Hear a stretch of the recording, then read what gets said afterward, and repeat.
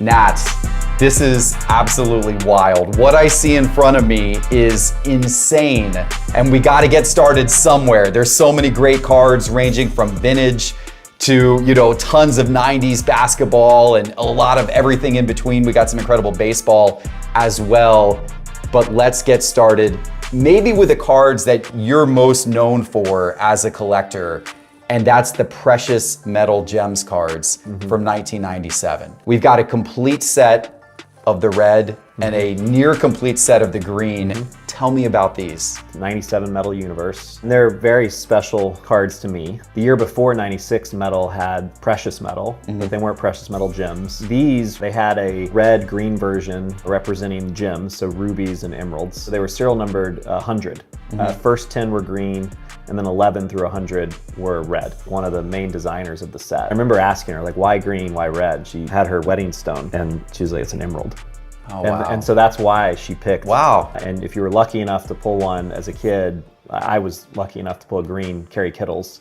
It got me hooked. You could buy a pack for $3. The fact that they put a really rare serial numbered insert or parallel into a relatively cheap pack kind of always has this mystique to me. How long have you been chasing, trying to get the complete set? Let's see, a long time. Yeah, I started college in 2004. I bought a Duncan and a McGrady green, which I probably spent all my money on those two cards. I bought them in 2007. Glenn Robinson was the last red I needed. When did you get that? I got that probably in 2017. Okay. Maybe. And it was all raw, and I brought the whole set to PSA not that long ago, maybe 2 years ago. The registry got me hooked, the set registries. I'll upgrade them as I see them come up, but to me, the original cards I use to complete the set are almost more important. Right. So I'm missing 3 cards from the green set. Right.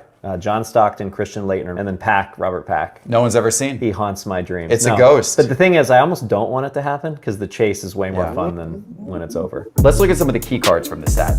So let's start with Jordan. We've got the Jordan red, you got the Jordan green. What makes that card so significant? It's probably the most unique parallel I can think of. The pose, the picture that was used, you know, the flames coming off the basketball. I remember when this was a $2,000 card. I wish it still was. But today, these will set you back hundreds of thousands of dollars. And that's a 7, which is very strong for a PMG grade. It is. They're very, very difficult grade-wise. The Kobe photography is equally as cool. I think it's even cooler. Yeah. The thing I love about the green is the yellow-green combo. Right. It pops so does. much. Red and yellow is also very cool, but the green in particular, I think the Kobe green is maybe the most beautiful card in the set.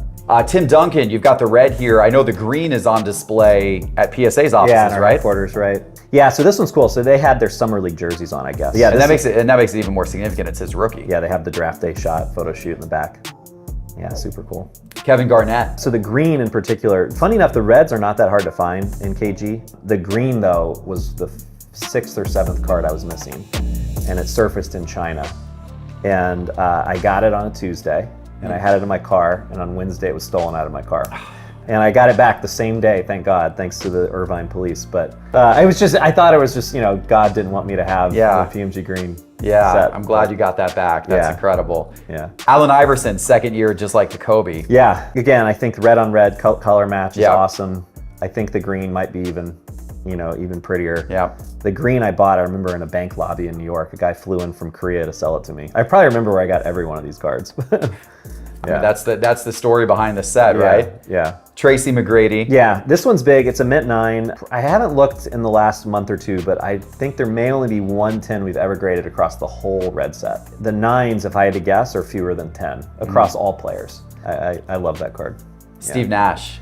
Yeah, second year card. I always thought this was a funny card. They covered his body with some of the artwork. The first time that I saw that card, I actually thought there was something actually wrong with the copy. Yeah, I think the story goes that Jean and her team, they were co-located with Marvel. And so basically these Marvel sci-fi designers gave their best shot at building a basketball set. Which is really, you can see it. It gives the set a really unique look. Yeah, you have skylines and all sorts of stuff. Shaq. Yeah.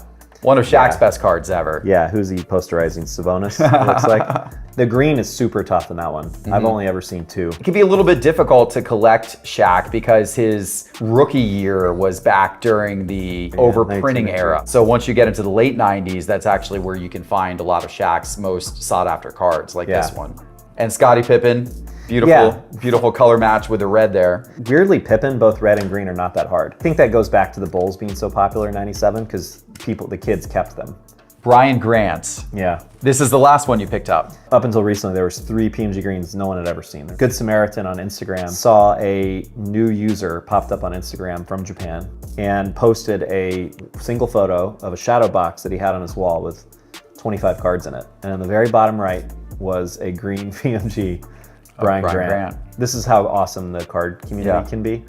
Within 10 minutes of that user posting the photo, I had it in my DMs of, hey, you know. So the most valuable card out of all of these, Nat, is of course the green Jordan. How did you go about acquiring that one? This one actually was listed on eBay. I wanted the card badly, but eBay was not the place you buy cards over even $10,000 at the time. You know, there was a lot of shenanigans that would occur.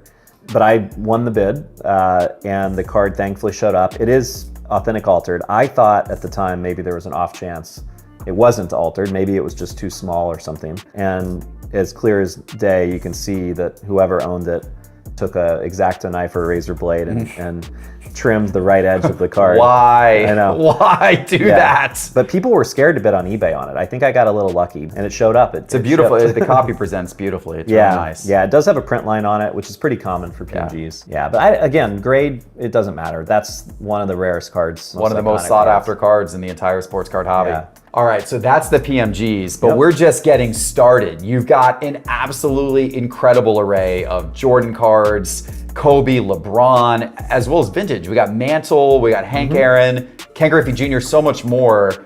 Let's keep going with Jordan right now. I want to go through your Jordan cards through the years. Yeah. And let's start back to 1986. Yep. This is the 1986. This is the Fleer sticker in a PSA 10. Super hard to find centered left to right. Yeah. This one's very nicely centered. Not the rarest card in a 10 as far as old Jordan stuff. And the 86 Fleer sticker is a lot more rare in a 10 than the actual 86 Fleer card itself. The big reason is left to right centering. It was the last card in the pack. I mean, the packs had the sticker on the bottom, gum usually on the back too. And usually you have sticker gum stains, wax stains. Let's jump forward 10 years to 1996. U.S. Olympic team signed by Jordan. Why is this card significant? This was, if I'm not mistaken, his first basketball pack circulated autograph, but it was actually a redemption. It reminds me of what you're seeing now with Topps Chrome and others. So they photoshopped, I don't know if Photoshop was around in 96. It wasn't licensed. They wiped out, they wiped out the USA logo here. You could still see number 9. This card came with a COA, which I actually don't have. The guy who sold me the card refused to give me the COA. 2 of them surfaced last year, but for 10 plus years, I had only seen this one. Yeah. And I think there's fewer than 20 of these in existence. Super cool card. Yep. Yeah. And then this is also from 1996. Yeah, so this is the Force Auto. I mean, these are numbered to 100. These are super hard to find where the auto is nice, just because of the chrome looking surface, the hologram.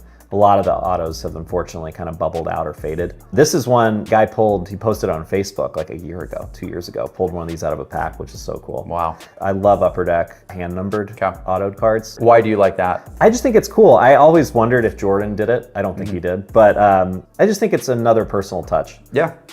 It helps with authentication too, because you can do handwriting analysis to make sure the numbers are real. Interesting. All right, so let's move to 1997. We've got a bunch of 1997 cards here. SP Authentic. This was also a redemption. Many of them went unredeemed. You can even find an unredeemed Jordan trade card from that year. We think there's 20, 25 of these or fewer. Huge card. First sign of the times too. Yeah. That was an awesome set they introduced. And then this is from 1997 SPX. Yeah, hand serial numbered, right under. Makes me think Jordan did it. Okay. But I can't guarantee that. But just super cool. I mean, you have the hologram behind, awesome photos, portrait here. And here's another one from 1997 SPX. Yeah, Grand Finale. The Grand Finale, the reason it was called Grand Finale, I was told, is it was the last time they were ever going to use that sort of card design. Oh, okay. The reflection, the hologram looking thing down here. Yeah. And that's why they came out with Grand Finale. Huh. Yeah. But what's cool is the right side of the serial number is machine printed, and the left side is handwritten. But that's a super rare card. Yeah, I love seeing that card. That's really neat. Now this next one's one that probably a lot of people will recognize. Yeah. 1997 Metal Universe. A lot of people think this is cooler than PMG greens and reds. Okay. You got the Chicago skyline. A lot of people call them like the circles PMGs. You got this cool looking like spiral reflector thing going on. Crazy rare. The coolest thing I thought is that the last 5, this one I don't think is one of them, this is 40 out of 50.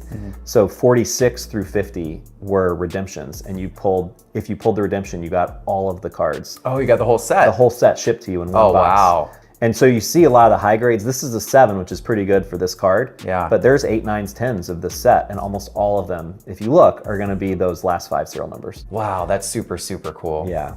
Let's stick with 1997. This is the Yeah. Ultra Stars Gold. This is cool. So the set was called Ultra Stars, the insert. What's cool about it is they made a parallel of an insert. Not serial numbered, but incredibly rare to get the gold version of Stars. Have you ever been tempted to try to put together a complete set of like something like that? Oh, I for have this example? whole set. Yeah. Oh, you have the entire set Oh, of yeah. all the golds? Oh, wow. Okay, yeah. I didn't even know that. Incredible. Most of these cards, I'm doing the whole sets. Oh, wow. I didn't realize that. Okay, Yeah, so yeah. I thought the PMG They're in the vault. We could go get them if you want. That's insane. That's insane. Well, speaking of the vault, so all of these cards you store here at the PSA vault. Why do you choose to do that? I live in New York City. I'm just so nervous. People coming in and out of our building. You know, the peace of mind. Yeah. I don't like paying for insurance. I also appreciate the collection management. I scan every card religiously. But with the vault, I don't have to. I can. They're front and back high-res images, and we have an app, the PSA Vault app, where you can basically, I can manage my whole collection through that. And people can submit direct to the vault. You can mail to the vault. You can have shipped directly from eBay or any auction house. Your grading orders, you can say send to the vault once they're done. Yeah, you can, a lot of ways. All right, let's keep going. 1997 Ultra. This is the Platinum Medallion. These are super sought after. These ones see people talk about often. This Platinum Jordan, these are big. There was a subset called 98 Greats in the same set, which has a Platinum version. So there's 2 versions. But this is the base version. Very cool card.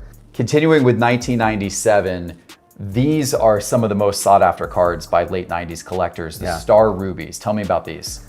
This is the base card. This is the subset. The Team Skybox, weirdly, is more common. This base card, I've only seen 5 or so in the last 20 years. I have a feeling it was a very mass-produced product too, that a lot of these are still in parents' attics and moms have thrown them away. I actually bought this card from a big Jordan collector, and he went around and used the money I gave him to buy a Dodge Viper. And I remember getting he sent me a photo of him with the car, like a thumbs up. This card is so rare. I love this card so much.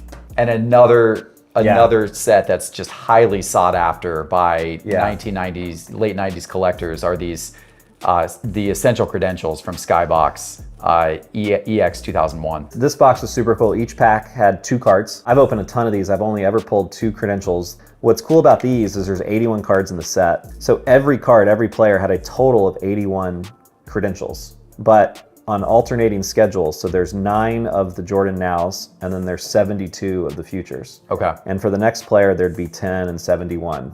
And so on and so forth. Interesting. So with some players, one's more rare than the other, and then flip-flops for other players. You got it. And so Grant Hill was the Now, is a 1 of 1. Wow. And looks like there's 60 of them, but there's actually 9 of them. Right, you gotta flip it upside down to see. This card came with the Rubies, the Dodge Viper guy. I mean, I kind of like dream about pulling one of these. These ones are also really sought after. The Flair Showcase, this is the Row Zero Masterpiece. So I mean, this is an incredible card. This is a 1 of 1. They introduced masterpieces. You can see the only 1 of 1 masterpiece in 97. There were 4 rows, 0, 1, 2, and 3. I have 0, 1, and 2. Insane. So you've got 3 of the 4 1 of 1s. It's one of the prettiest cards ever made. And then this card, our final card from 1997, this one is historically significant. Yes. Talk to me about this. Yeah, so this was the first year they put, as far as I understand, jerseys on cards, jersey patches, and the first year they autographed a jersey card. Right. So it's a special, Jordan was the only player they did an autograph of in 97. Absolutely. True incredible. game used, unlike the current player worn stuff. Yes. Yeah. Yeah, absolutely. So cool. Let's jump forward to 1998. Let's go another year ahead, and we're going to start with Jordan's UD Choice StarQuest Gold. Yeah, this is a cool card. So this UD Choice was a very kind of accessible, cheaper product, kind of like an entry-level set.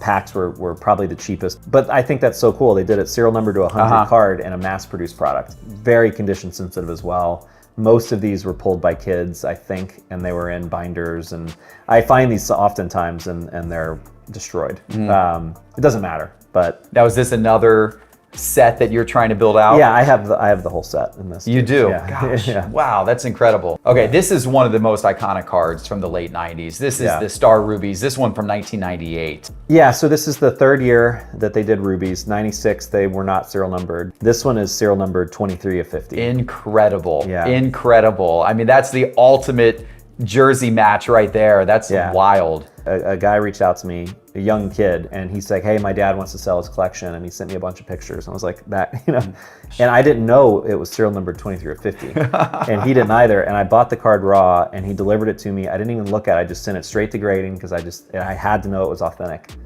And it came back, and I looked at the photo on the website, and it was 23 out of 50, which is crazy. But one of the best, I mean, I've said that about every Jordan card, but one of the best Jordan cards aesthetically, for sure. It gets a little shade because it's 98 and he wasn't playing 98, 99, but I don't care. That's incredible. Yeah. All right, this next card might be my favorite of all of these late 90s cards. This is the 1998 Skybox Molten Metal Fusion. This is the titanium number to 40. The Jordan one is incredible. You can see through it. It's these little holes they punch through the card to make the Jordan portrait. Crazy rare. I mean, I've seen 4 of these in the last 10 plus years. I had been looking for one since like 2007. I probably got it in 2013 or 14. Molten Metal was a great set. It was the set where the packs were cardboard, and then inside the cardboard was like a plastic team bag. And then inside of that were 5 cards or so, and this card would have been in there. The other cool part about Molten Metal is there was an Autographics hot pack, 1 out of 288 packs, and every card in the pack was an Autographics. That's also pretty cool. Yeah, that is super cool. I'd rather have pulled that though. Yeah. What a card. Yeah. What a card. All right, we've got another masterpiece 1 of 1. This one from 1998 Ultra. Fleer Skybox adopted purple, which is very distinguishable from the platinum parallel as well as the base card. I mean, not technically a playing year card, it's the year after, but I love the photo on this one too. Yeah, under the hoop. Yeah. Okay, this is another very iconic card, the 1998 Upper Deck.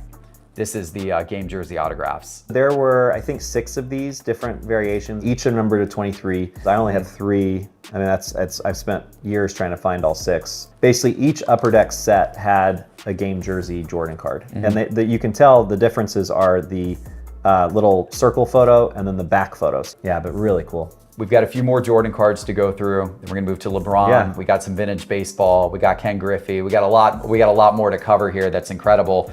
But I wanted to mention we talked about the PSA Vault earlier. You guys recently connected that with eBay. Tell me about that. Yeah, it's a great partnership. So you can vault with PSA straight from eBay. So right in ebay.com checkout, you can say send to the vault. Right now, it's for graded cards only over $250. That'll change over time. It'll be less of a value threshold, maybe even other types of items for sure. But once the cards are at our vault, we're seeing tens of thousands of these come in every week. It's pretty crazy, the growth. You can also sell on eBay from the PSA Vault. Right now, auction only, but very soon you'll have Ben, buy it now with best offer. And that's also very popular. So then that's all managed through PSA. So PSA is the seller, if you will, on eBay, the PSA store. We do all the shipping, all the fulfillment, all the payment collection, all the feedback management, all the eBay messages, all those shenanigans we take away from you. And as soon as the auction gets paid for, you get paid as a seller. It's very popular. We're seeing, many days, 4,000 plus listings per day.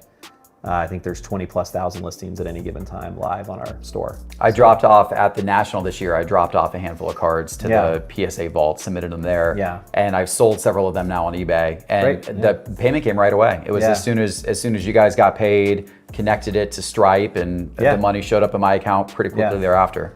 All right, let's keep diving into the collection here. Let's see the rest of the Jordans. Yeah. We're gonna go to 1999. This is the UD Century Legend. Yeah, this is a cool set. It was mostly veterans. Most of the centuries, because of Century, this is a Century parallel, were numbered to 100. Jordan did not have a non-Century version of this card. Probably same before, he didn't love signing. There's only this version, and even though it's not Century, it's numbered to 23. And then also 99, this is the game jersey. So game jerseys, we've seen the evolution. So we had the 97 with the All-Star, then the 98s where there's 6 of them. And this is the one from 99. I always liked it, the red patch window with the red jersey. This one actually was stolen when the Garnett was stolen. Oh, gosh. You got it back. That's a big one to have stolen.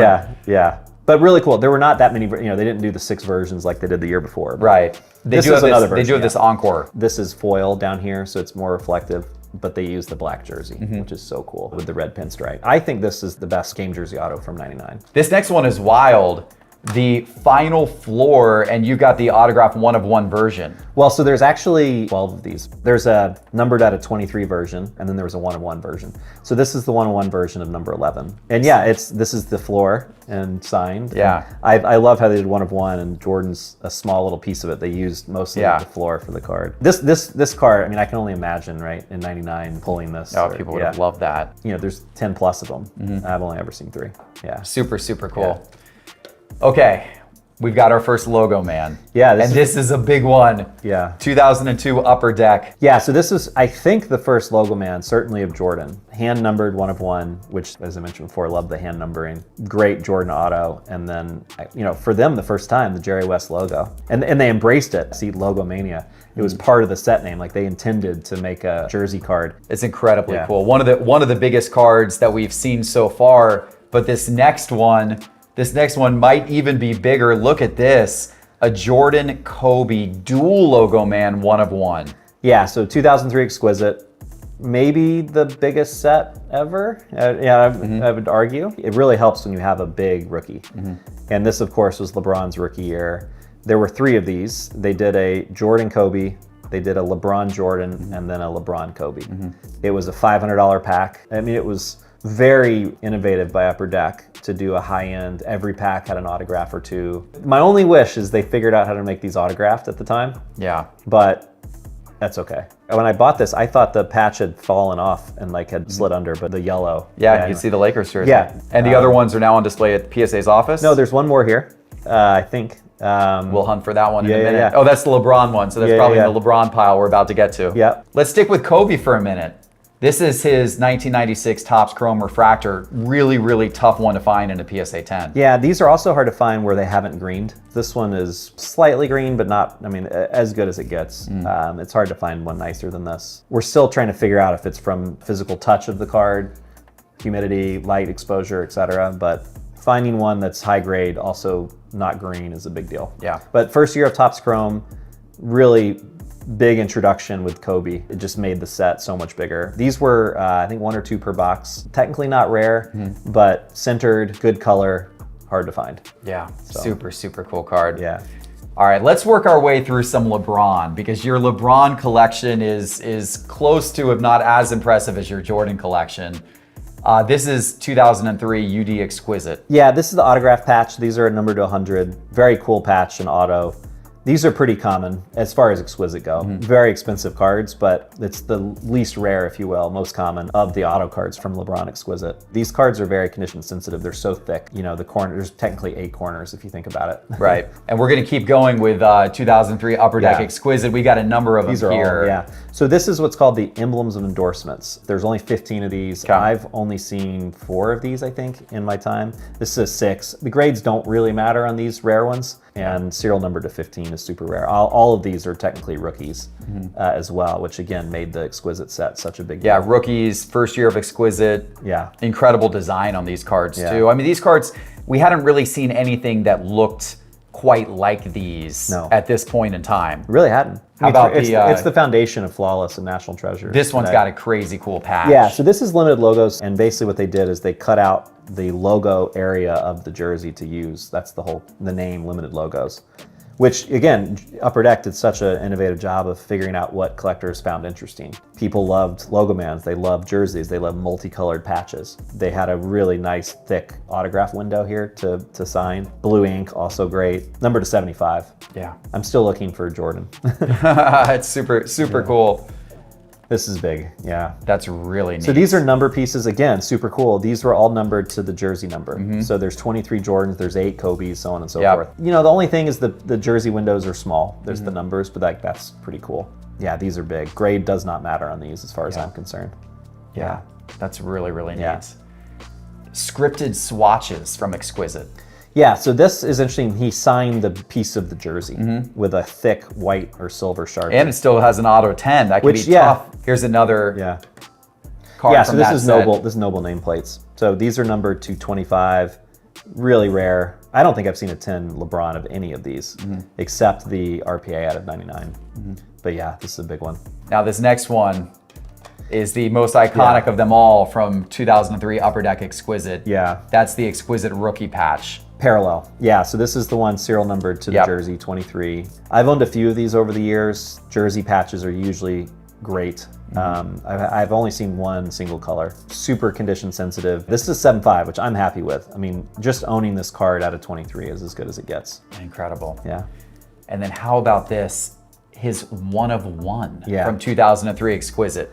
The biggest missed opportunity in Upper Deck's history is not making this an autographed jersey 1 of 1. I still don't understand the thinking. And there wasn't any, right? So this is the only 1 of 1. This card probably would be the biggest card in basketball had they done a logo man here or just a jersey patch with an autograph. But I dreamed of this card from 2003 onward. Super, super cool. And then this is that other logo man that we were referencing earlier. This is maybe the biggest of all 3 logo men, right? Yeah, for sure. This is the biggest chase card of 2003 Exquisite. Yep. This is the 1 of 1 with Jordan and LeBron. Yeah. And Upper Deck knew what they were doing. LeBron was the next big thing. Jordan was the big thing. So this is, I mean, I have goosebumps holding the card. Yeah. I mean, it's the dual logo man of Jordan and LeBron. Doesn't get any better for 03 Exquisite.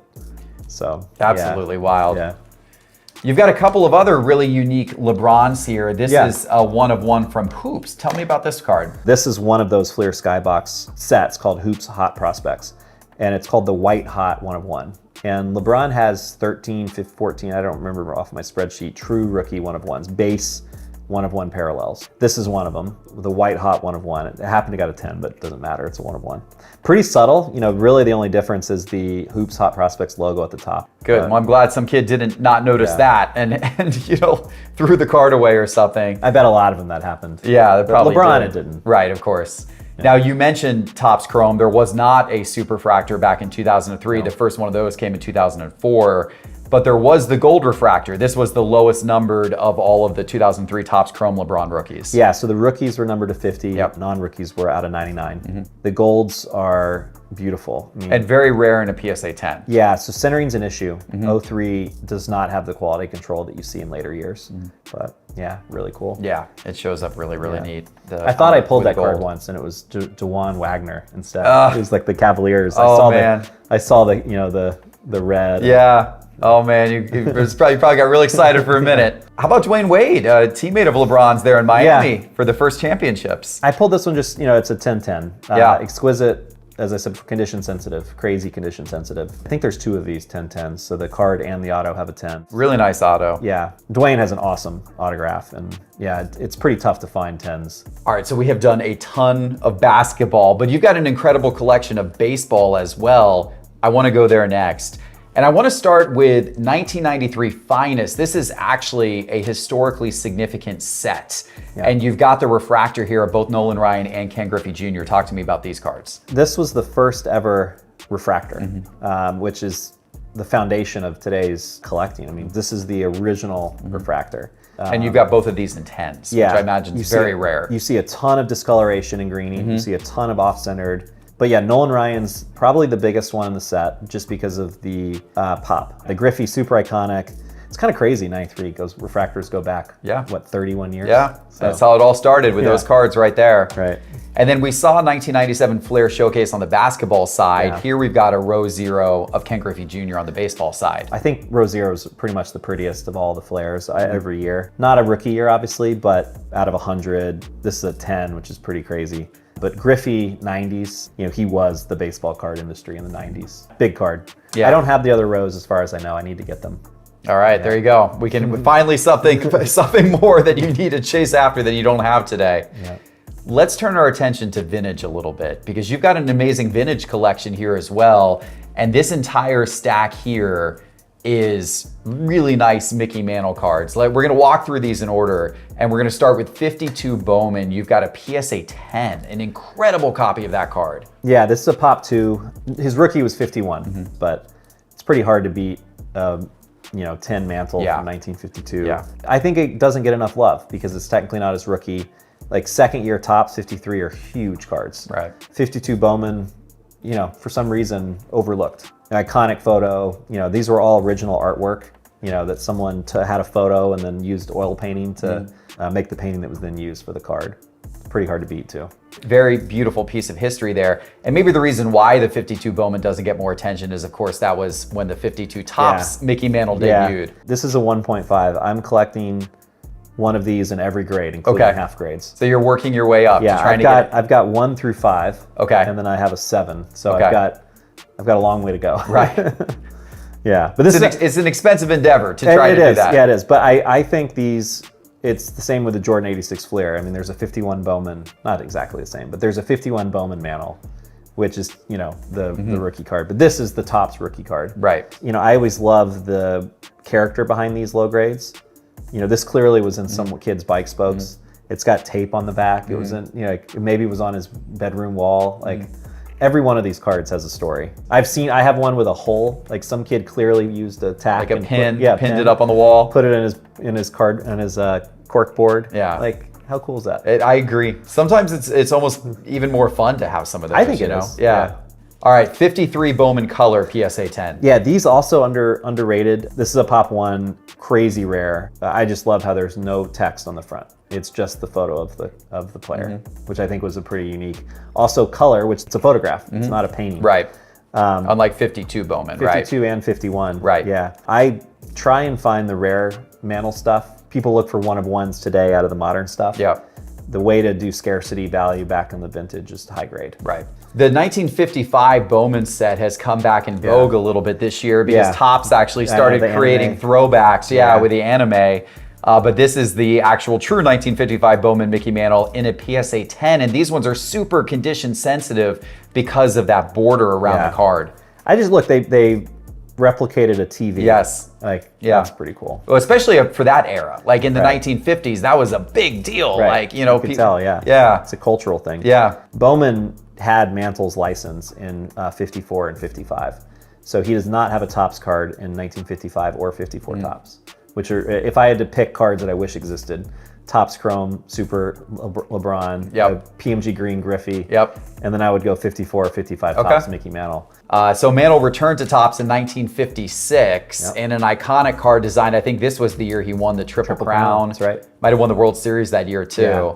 And this is a PSA 10 of that 56 Topps. Yeah, and this is the highest pop of the Mantle's 10s. I think there's at least 4 of these. Very iconic card, yellow-red. He's making a leaping home run saving catch in the background. 1959 Topps in a PSA 10. Yeah, we skipped 57 because I don't have it. There's a Pop 1 57 out there somewhere, and there's no 58. 59, this card was opened on an airplane in a box. A guy bought a wax box and was too excited, and on his way home on a Delta flight, on his seat tray, opened the box. How long ago was this? This was 20 years ago. Okay, so the box had been obviously sealed for many, many years at that point. I've never seen a 59 Topps wax box intact. He opened it on an airplane. He opened an airplane, got this, and I believe a Hank Aaron 10 as well. Oh my gosh. But yeah, this is a Pop 1. Not all of these am I collecting the set, but this one I am. I just think like the Bob Gibson's pink. Like it's just such an iconic kind of like 50s look to it. And 1961 in a PSA 10. This card came in, I think, 3 years ago, and I was lucky enough to acquire it after that from the submitter. Not his biggest, 61 it's overlooked. Most people don't think it's a very beautiful design. I don't know. I still love it. Yeah. And then this is the All-Star card. Yeah, same set, 61. These aren't as rare, the white edges and corners, but still, this was a really cool set. How about the 62 Topps in a 10? So this is tough. So these are the brown edges, kind of like 55 Bowman. Yeah, that makes it hard to grade because you can see white chipping sometimes. Very rare to get 10s of any player. Pop 1 as well. Yeah, it's interesting they use the portraits on these. And they did the same here in 1963. This is that card in a PSA 10, 63 Topps. Yep. Yeah, I think Pop 1 as well. Yeah, super tough with the green background border here. Yeah, beautiful card. All the 60s are tough. I don't think there is, I forget if it's 65 or 66. There's not a 10, if you can believe it or not. We've graded thousands of them. Yeah. Well, here is the 66. This is the 10. I think it's 65 without. Yeah, so this one looks like he's in batting practice. Again, all of these are crazy hard to find in high grade. Like even 9s are tough. So anytime you can find a 10 of Mantle of any year, I mean, look how white the background looks like. Yeah, it's a really pretty copy of that card. Yeah. Looks like it was honestly, looks like it was just pack pulled. Yeah, it is so clean. The white is very vibrant on that card. Yeah, here's 67. Late career, probably wasn't as spry as he was. He's looking very, very old. A lot of miles on him at that point. I love 67 tops. I always have. Beautiful copy. So 68, super common as far as grade goes. And there's quite a few 10s of this card. Second to last year. I love how when you look at the back of this, look at all those years of career statistics. Yeah. Incredible. Hobbled up though. So this is a big one. 69 is a super tough year. This is the yellow version, whereas last name's in yellow. There's a white one. I think there's a 9. There's no 10 of the white letters. The white letters one is way rare. This was the most recent one I acquired. I was very lucky to get it. I hadn't seen a 10 prior. Yeah, so pretty. Really neat. Yeah. And you've got a few more cards to share. This next one is real significant to me, being living in Atlanta, having a card shop in Atlanta. Hank Aaron, the hero of Atlanta, but this is of course back in his Milwaukee days when he started. His 1954 Topps rookie in a 10. Incredible. So my family's from Atlanta, my dad's from Atlanta, so my first card was a Hank Aaron 1975 Topps. I heard about Hank Aaron my whole childhood. We sent 3 baseballs to him when he was working for the Braves, and he sent all 3 back signed. Oh, that's awesome. And I have one, my dad has one, and my sister has one. So like Hank Aaron to me was Babe Ruth, as a young kid. So getting his rookie card and a 10 was super special. There's only 2. Ken Kendrick owns the other one, who owns the Arizona Diamondbacks. I used all of my money at the time to buy this card. It was very irresponsible, but I'm happy I did. Yeah. My goodness. Yeah, it's a great set. Mantle's not on the set as we talked about before, but Ernie Banks is. Yeah, I actually really like the design of 54 Topps. It's one of my favorite design cards. Yeah. Well, his counterpart in 54, as you mentioned, Ernie Banks, another big rookie there in 54 and a PSA 10 as well. So here's the funny thing. So I own the Type 1. He had a silver tooth or gold tooth. I forget which because it's black and white. Okay. But in the Type 1 photo, you can tell. You can tell. But in you the can't card, hear. They photoshopped it. Pre-photoshopped. The early version of photoshopping, yeah. But this card's really cool. So white background, you can't tell that it bleeds at the top. I don't think it's a Pop 1, but incredible card. The 2 biggest rookies from 54, obviously. Yeah. And then from that 1956 top set, we saw the Mickey Mantle a few minutes ago. This is the Hank Aaron in a 10 with a white back. Yeah, exactly. So this one was a Pop 0, and then in the last year, I wish I found this card raw. I bought this one. We've seen 2 of these now. Wow. So the cards are still out there. Wow. You can certainly still find 10s of old cards. 76 was his last year, so just like Mantle, he has a lot of cards. This is this is a 3rd-year card, so it's a big one. Aaron 10s are pretty tough to find. And then 1970 Topps, Nolan Ryan, PSA 10. This is his 3rd-year card. I think it's a Pop 3. 70 is a big set. A lot of player and set collectors from the 70s, from 1970 specifically. I don't collect the set. I only collect Nolan. So I had to go against a bunch of set collectors of 1970 Topps to get this card. So cool. Yeah. There's a few things that have been sitting in front of us here while we've been recording this that I've been eager to talk about because these are some absolutely incredible pieces. Let's start with this. This blew my mind when you showed this to me before we started recording. Talk to me about this pack. So this is the 1948 Bowman basketball wax pack. This is back when basketball was 2 words. Right. As well. This has 5 cards, and it's technically the first basketball card ever produced. Yeah. So this is George Mikan's rookie year. What's really cool about this is the size. PSA we had to 3D print the holder to fit this. You don't see these that often. So yeah, it's super beautiful. It has bubble gum inside of it. Who knows, maybe Mikan's in there, maybe not, but. That's incredible. Yeah. What a piece of sports card history. Yeah. Literally the first basketball set ever. The first pack ever of basketball cards. Incredible. Can you just picture like a local candy store having like a little wax box of these? Yeah. I mean, that is so cool. I absolutely love that. That's really neat to see. So speaking of packs, let's go over to this one. Talk to me about the significance of this. Yeah, so I collect wax packs. I have a wax pack from 51 through 89 of Topps and Bowman. Cellos, though, are I think, way undervalued and underappreciated. This one is from 55 Tops, which I believe you could have Clemente rookie, Sandy Koufax rookie, Killebrew, Aaron's in here too, the second year card. Cello packs from the 50s are really hard to find. This one, 55, is just wild because of who's in it. Yeah. The rookie, well, hopefully who's in it. Yeah, and to have it just sealed like that, and that it's a beautiful, beautiful. I should have brought some others. Well. I mean, there's, cellos, you can also very obviously see the front and back card. Right. Recently, there was a big headline with a 1961 Wilt Chamberlain rookie card that was graded an SGC 10 and sold from this 1961 Fleer set. I heard they opened a pack. I don't know if you had heard that. No, I didn't even know that. Recently. Yeah. Really? And that's where it came from. This is an entire sealed box of 1961 Fleer, and it looks like it's almost in perfect condition. They brought basketball back. You have 48 Bowman, like we saw, then you have 57 Tops, and then you have 61 Fleer. Those are the three kind of early sets of basketball. White borders so that you can get high grade cards. Yeah, Wilt rookie. I mean, it's pretty awesome.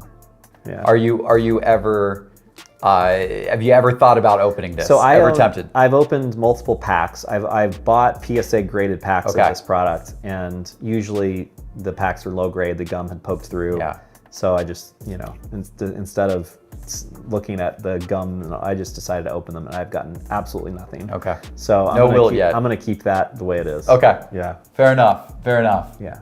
All right, we've got a couple of final pieces here, Nat. This is it. I can't believe we're about to end it, but we're ending with a couple of really cool pieces. Talk to me about this. This is a Jordan, obviously it's a jumbo card, but it's an autographed card of Jordan. Big autograph. Yeah, it was a box topper. Yeah. Technically, this was Jordan's first pack inserted autograph.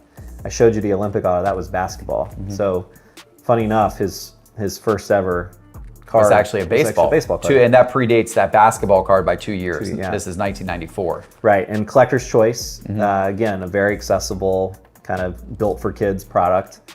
Not in a pack, it was on top of the packs. These are super rare. I've only seen 4 of these in 20 years. And then this is a Type 1 photograph. And these Type 1 photographs have been all the rage, it seems like, with collectors recently. Talk to me about this. Type 1 photograph, it basically means it was produced from the original negative, I believe, within a year. Way back when, before the internet, the Type 1 photos were sent all over the country. Like if you were a newspaper and you wanted a Babe Ruth photo, there were central image depositories, like libraries, where they would pull a photo off a shelf, send it to the newspaper. They'd use it, sometimes cut it to fit their article size, and then they'd paste the title or the headline on the back and then send it back to the, so it very worn down. These in the 80s and 90s were more digital, but still negatives. With Jordan, Tiger Woods even, you do see some of these Type 1s. I just love this one. I love black and whites, and I love ones with borders. Yeah, a lot of nice photo too. It's a good look. Yeah, hands on classic. Hands on the knees with the shorts. Can collectors store Type 1 photos and pieces like this in the PSA vault as well? Definitely. Yeah. Okay, so the PSA vault is open for business for any type of collectible slab of this nature. Anything slab by PSA. Yeah. Yep. Or other companies too. Yeah. Very, very cool. Yeah. Nat, this has been absolutely incredible. This has been a joy. Thank you so much for sharing your collection with me and the whole world. Amazing collection. Yeah, thanks. Can't wait to do it again once you have completed your green PMG set. Once you get the last 3, we got to run it back. Yeah, hopefully I find them. Hopefully soon. Thanks, Nat. You brought out some of your cards. I did. So I thought we'd create a little magic moment, and I'll open box number 1. Let's do it. I see it's labeled Cracker Jacks. The Cracker Jack set is one of the hardest sets to find in really good condition. And I'm looking at a Honus Wagner 1915 Cracker Jack Mint 9, an unbelievably good looking card. Are they all PSA 8s or better? I have no 7s in my collection in cards. It's all 8 or above, PSA 8 or above. 7s are not allowed in my collection. So what's the next one? Mickey. So this entire box is Mickey Mantle cards. They're all 9s and 10s. So this is my favorite. The 1957. What makes this one your favorite? I just like the way the optics are in it. I like the dark background. I like the pop that you can Mantle is so dimensional in the card. So this is the 1956 Topps Mickey Mantle card. Beautiful image of Mickey Mantle, both his portrait as well as, of course, the shot where he's, you know, leaping into the outfield and making a catch in the background. It's all of that makes it incredible. And then this copy in particular being a PSA 10, absolutely beautiful copy of this card. I also want to show some other affordable kinds of cards. So you have these leader cards Yep. that have Mantle on them and Hall of Famers. So I'm trying to appeal to those that, you know, you can get a nice 6 for, I don't know, a couple $100, but you know, you don't have to be a big whale in the ocean to collect your favorite player. I do want to show you one of the hardest cards to get in good grade. 55. See the corners? That's a 10, by the way. And what makes this so difficult Look to at the get into a corners. good grade? Look at the grain, the wood grain. I see. What is it about Mickey Mantle for you? Why Mantle? The fact that a 19-year-old kid is replacing Babe Ruth and Joe DiMaggio in center field, and the pressure on a kid from Commerce City, Oklahoma. How do you know a kid that young would be so great? Pre-war. Now I'm going to let you, not me, pick out some of what you like. These are the tobacco cards. These are the T206s and the T205s. And you're saying these are all PSA 8 or greater as well? Yes. That's funny. That's the card people say looks like Nat Turner. Ty Cobb, Sporting Life Ty Cobb card. Incredible. Wow, this is just a who's who of just early baseball. There's the famous, that's the famous Ty Cobb redback.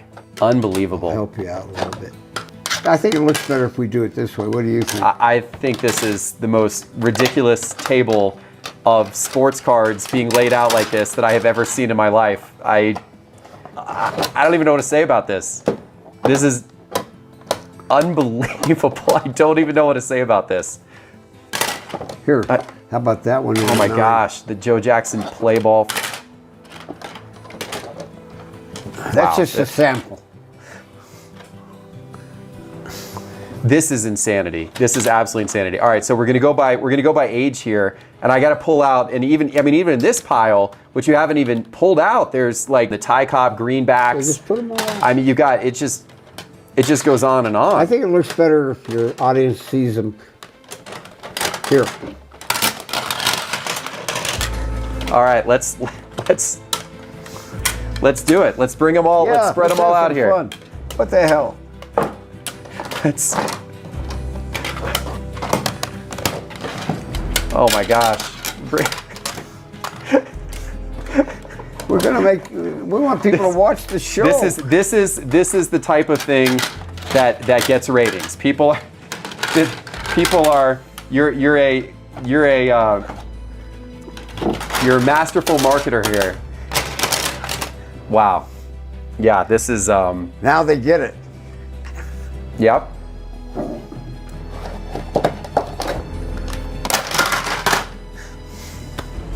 This is Having wild. fun? This is wild. Okay, I gotta make. Okay, so I'm gonna make some sense of this because there's this unbelievable. So first of all, this one jumps out at me, right? The 1933 Gaudy Lou Gehrig. This is such a beautiful copy of the card, PSA 8. And then I see Now, Jeff, I have to ask you, in your lifetime, have you ever had a collection this No. scene like this? No. So is this a No. new experience for an old fart like you? I've never seen a collection like this before in my life. Never.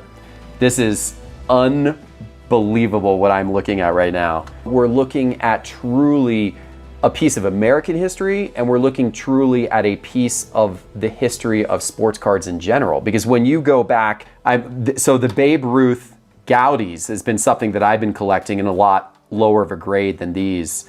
But these are quality of the images on this, that the green one is so unbelievably sharp. This will make the cut.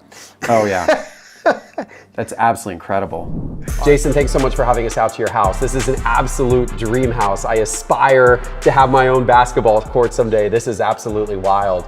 But I appreciate you having us here. No, it was awesome. Thanks for flying in and checking everything out. It's been a lot of fun. And this collection, I can't wait to talk about this. I appreciate you. I know you went to your vault and gathered a ton of stuff to bring out here to share with us in the audience today. This is going to be a special episode. Yeah, I mean, when you said you wanted to come in and check everything out, I stopped by and grabbed a few things just to show you that I thought would interest you. So, you know, some of the stuff that we're going to see is some of the more exciting pieces that I have.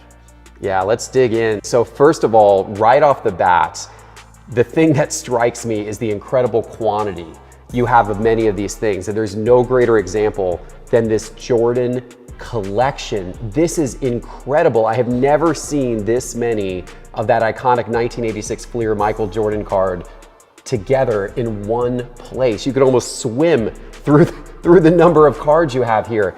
How did this come about? You know, I've been doing this for 30 years, and you know, as you make money in cards, you know, you can choose to take those profits and invest it in stocks and other assets. A lot of times when I took profit off of a certain card, I always would dump it back into Michael Jordan rookies. So that's kind of what we see here. It's accumulation of, you know, 20 years of just me putting my money in what I think is the GOAT of all sports cards. I know you've been in sports cards from early on and you've been buying and selling. Is it just that has led you to this palace that you live in? I mean, I have to give the credit to cards initially, yes. But cards was such an amazing avenue to introduce me to every aspects of the world, you know, whether it be businessmen or celebrities or, you know, athletes, which, you know, and helped me with my other business of private signings and appearances. And it didn't happen overnight.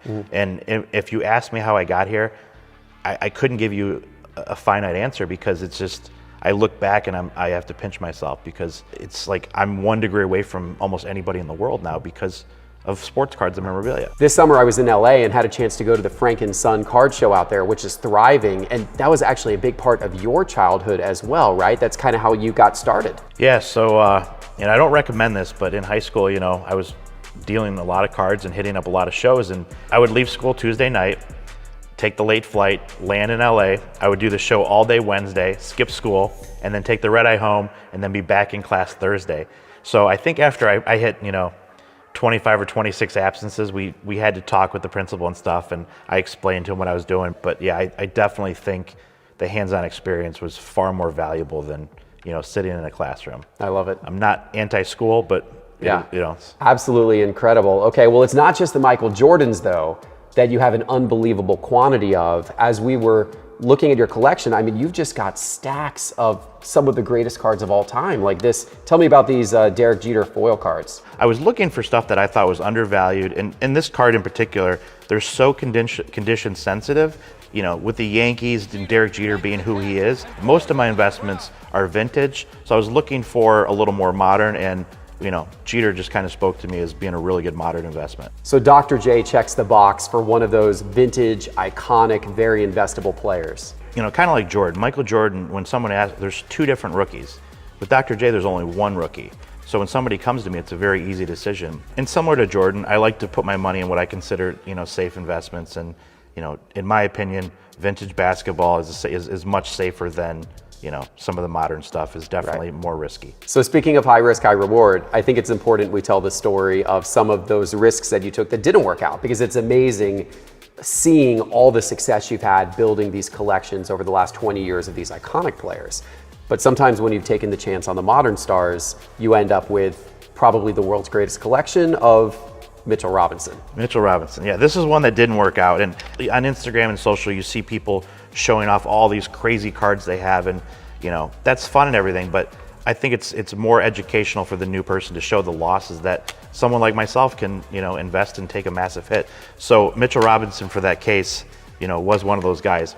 So you've got an incredible collection here of Wilt Chamberlain, a few really unique pieces. Tell me about each of these. This is a ticket to the famous 100-point game. It's a courtside seat ticket. Amazing. And we have a program from that game. And this guy was able to get Chamberlain's autograph on this program, which it's the only one that exists. That's incredible.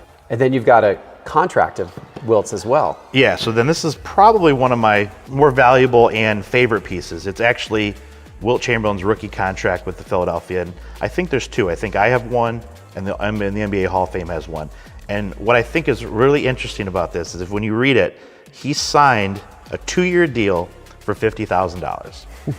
And it would be cool if Wilt was still alive to tell him that story, that Yeah. I paid more for the piece of paper than you got for playing 2 years of basketball. That's incredible. That's nuts. Super Bowl tickets. You don't just have 1 or 2 or 10 or 50. Yep. You've got a stockpile of tickets from all the different football championship games. Yeah, I have the entire run except for, I think I'm missing 2 years. I think the PSA Pop Report is somewhere around 50 tickets for Super Bowl I, and I have 7 or 8 of them. To me, that's an extremely undervalued piece. I mean, that's, American history, Super Bowl I tickets. Well, speaking of history, talk to me about these presidential autographs and the checks of these are unbelievable, to be holding a beautiful, authentic autograph of Abraham Lincoln and Thomas Jefferson. Yeah. And you have so many different presidents. This is insane. When I show these to friends, like their jaw drops. Just seeing Abraham Lincoln autographed check, it just seems like it should be in a museum. And to be holding it is kind of surreal. Yeah, it is absolutely surreal. I agree. This is one of the more jaw-dropping pieces of a collection that overall is just absolutely jaw-dropping. But I love the history behind these. It almost gives me chills. Yeah. Like it's pretty wild. What is this piece? This looks wild. Yeah, so this is one of the coolest things I own. So basically the inaugural Hall of Fame was in 1939. For baseball. For baseball. And there was Hall of Famers way before that, but that was the first time they decided to celebrate it in Cooperstown. So what happened was this I can assume was a kid, goes around and gets all 11 signatures of the original Hall of Fame guys. Wow, all on one piece. All on one piece. And then is smart enough to go to the Cooperstown post office and have it time-stamped and signed by the postmaster. So it's time-stamped Cooperstown, June 12th, 9 a.m. So it is from that event. You can know verifiably it's from that event. Literally, that kid was at the Hall of Fame Right. induction and went around and got all and was smart enough to get everybody's autograph. Ruth, Ty Cobb, Connie Mack, Lajoie. Cy Young. Unbelievable. Yeah. Honus Wagner's on there. This is a piece, Walter Johnson. I mean, this piece is just incredible. And if I have to sell this piece, I would be very sad. You'd sell the basketball court first? There's a lot of things I would sell before this. Yeah, this is one of my favorite pieces. Unbelievable. That's beautiful. This is also nuts right here. This is, you got 3 of these. Tell me what these are. This is nuts. Yeah, so these are tickets from the famous Called Shot game. These are tickets that went unused, which were preserved. We have in beautiful condition. Yeah, these are exceptional condition tickets. Super high grade, but these people missed the game. Right. And it's an iconic moment. It's been in movies. Yeah. To me, this is stuff that, hopefully I'll pass along to my kids. Yeah. But if the number's ever right, you never want to sell, but sometimes your arms get twisted. Sure. Well, you talked about Babe Ruth, and you also said the name Jackie Robinson. Mm-hmm. You've got an absolutely incredible collection of the 1948 Leaf Jackie Robinson card. I do. Those I keep very locked up. I brought out a few just to show you, but I have a lot of this card. Yeah. I've been buying this card for probably 7 or 8 years now. Jackie Robinson changed the game. He broke the color barrier. He's being taught in school. So there's just so much more that's involved with this card in particular. This is his best rookie. At its peak, I had over 200 copies Of this one card. of this Jackie Robinson. And there's not that many of those that exist, right? I mean, it's not like there's tens of thousands of these that exist like you see with modern cards today. Correct. I think PSA is graded around 1,600. Yeah. And between SGC and PSA, I had around 200 copies. Wow. Now, in the height of the COVID craze, it would have been foolish for me not to sell some. Mm-hmm. But one of the ones I'm super excited that I did hang on to was I did purchase a PSA 9 of this card. Mm-hmm. So that's a card that, in today's crazy world, could be approaching $10 million. Yeah, and that's in your vault, I assume. That is in my vault. We don't get to see that one today. That one is tucked away in the vault. Yeah. But that's probably the best card I own. Not Yeah. probably, that's the best card I own. And it's my favorite card. And You have gotten into sealed video games, and in particular, the most iconic series of video games ever, Mario Brothers. Tell me about this collection you've built. I've always liked video games, and I never really knew that there was a market for it, and it's obviously gone nuts in the last couple of years. But it makes sense with cards that that they could stay in packs, because people thought at that time to preserve the stuff. So I would think that 99.99% of video games were ripped open in the Sure. car. I look at it, if you gave 8-year-old Jason, money, what would he do? And this is exactly what he would do. He'd build a basketball court. He would go and buy every single video game that he could. I'm long-term on this, and ultimately, this is one of those things that I don't think the stuff's gonna go to zero, but if it did, I honestly wouldn't care, because I have a Super Mario Brothers 3 on my desk every day. I look at it, if I'm having a bad day, it kind of reminds me, this is what you do for a living. You love it, step back and look. Like we're playing with baseball cards and video games. Like, this is a pretty good business to be in anytime I'm stressed out. It is. Jason, this has been absolutely insane. Thank you so much for sharing this incredible collection with us. I'm gonna let you go put this back in the vault. I'm gonna go shoot some hoops on your court right now. Appreciate you flying in. Thank you. This is an unbelievable treat, and I know everybody wants to see the Honus Wagner card, but we're gonna get to that in a few minutes. I wanna start with some of the other incredible cards you have, including Mickey Mantle's rookie card and the greatest copy of it ever to exist, his 1951 Bowman. It's the only PSA 10 ever. Tell me about this incredible card. The notoriety of Mantle is second to no one. Mantle was clearly a top player, became a legend. I'm old enough that I actually saw Mickey play Oh, that's neat. in person at Yankee Stadium, That's a so a treat. great memory for me. But having this card, which is the true rookie card, the fact it's one of one, I'm really thrilled to have it. Yeah, absolutely unbelievable. Love the visual appeal of that card, and the fact that it's the only perfect PSA 10 is just absolutely incredible. And if people disagree that this is the greatest Mickey Mantle card of all time, then surely they think that it's the 1952 Topps, which you also have in a PSA 10. Just 3 of this card exist in a PSA 10, and you've got one of the 3. Tell me about that one. It, from an economic standpoint, is right at the top of the value proposition of any and all cards. It is definitely more valuable than the 51 Bowman, and many thousands of cards went unsold and were returned, and ultimately the Topps company destroyed those cards. And we know that part of any proposition on value is the fewer number of items, the higher the value. This card was one that I bought in a group of cards near 20 years ago, and this would be the most valuable, and the 51 Mantle, the second most valuable of his cards. So obviously I'm very proud to have them. Yeah, and both in perfect 10 condition. Yeah. Absolutely incredible. Seeing both of these cards together is just absolutely jaw-dropping amazing. Just beautiful, beautiful cards. You also have a set of cards here from Babe Ruth. And these are historically significant because these are his, what many consider to be his true rookie card. Tell me about these. I think all of us older people like myself would always look at Ruth as the greatest baseball player ever, a dramatic game changer. Babe Ruth was hitting 60 home runs when the next guy was hitting 10. No one has ever been that dominant. So these are cool cards, and I'm proud to have them. Now the difference between these two is the back. It's a different card issue. The front of the cards look identical. The back of the cards has a difference. Yeah, the one has a clean back. Right. And obviously the back is an advertisement. And it's worth noting that these are the highest graded copies. For the most part, my entire collection of these 50-odd cards are the highest graded examples, either a loan example or one of a very few. Yeah, it's a constant chase, right? Oh, yeah. To try to upgrade the collection. The chase never ends. Yeah. This next card, some people watching who aren't familiar with the T206 set, they may be a little surprised to see this. Eddie Plank was a Hall of Famer, but maybe doesn't have the same name recognition as... No, he was not an original Hall of Famer. Right. A lot of people like to try to build the complete T206 set, and that card is one of the ghost cards that it's just, it's an impossible card to find. Yeah. And for you to have the highest graded copy in history is really incredible. What a treat.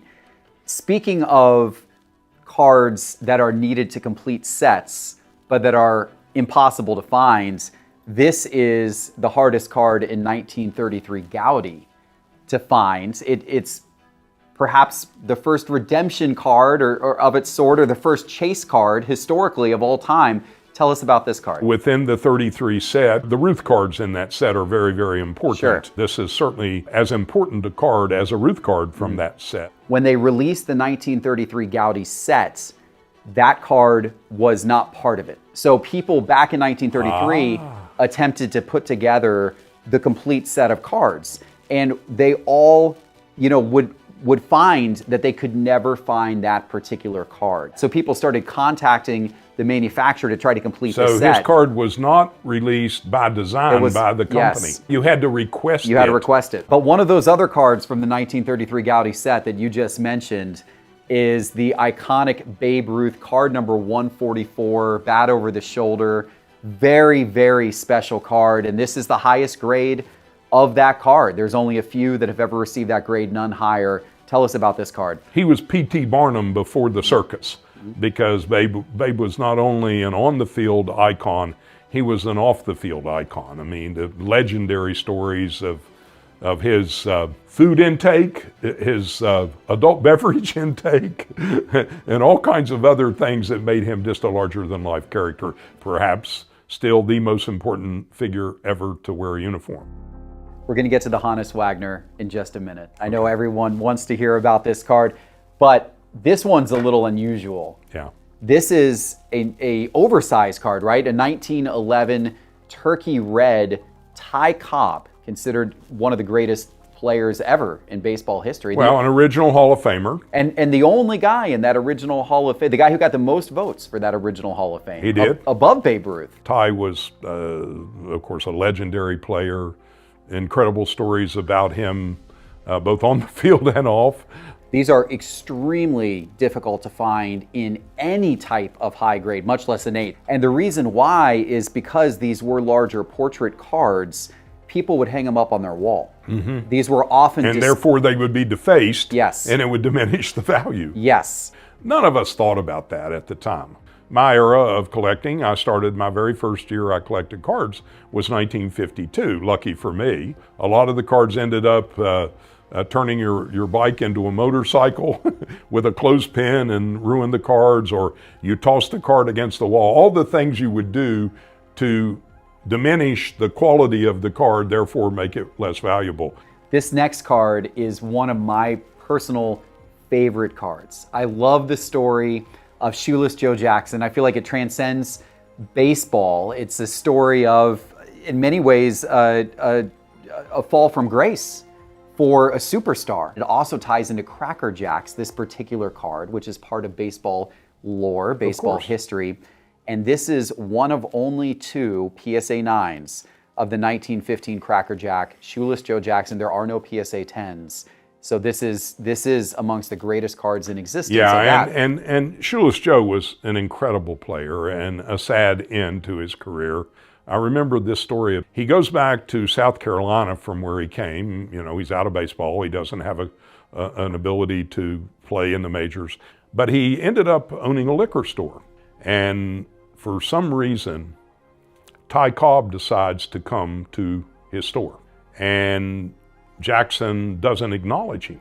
And Cobb said, "Joe, it's Ty." And Joe says, "Yes, I know Ty." And he said, "Well, why didn't you acknowledge me?" He said, "Because I'm ashamed. I didn't feel like you would want me to acknowledge you." Think about those 2 people and what they meant to baseball and the sad ending of Joe. Another player with a tragic story in many ways is Lou Gehrig. We've got 2 different Lou Gehrig cards here. These are both from 1934 Gaudy. They're just so crisp. You could convince me that these were printed by Gaudy yesterday. But in fact, they're from 1934 and they're perfect. Tell me about those cards. Yeah, probably one of the greatest speeches ever made by a ball player.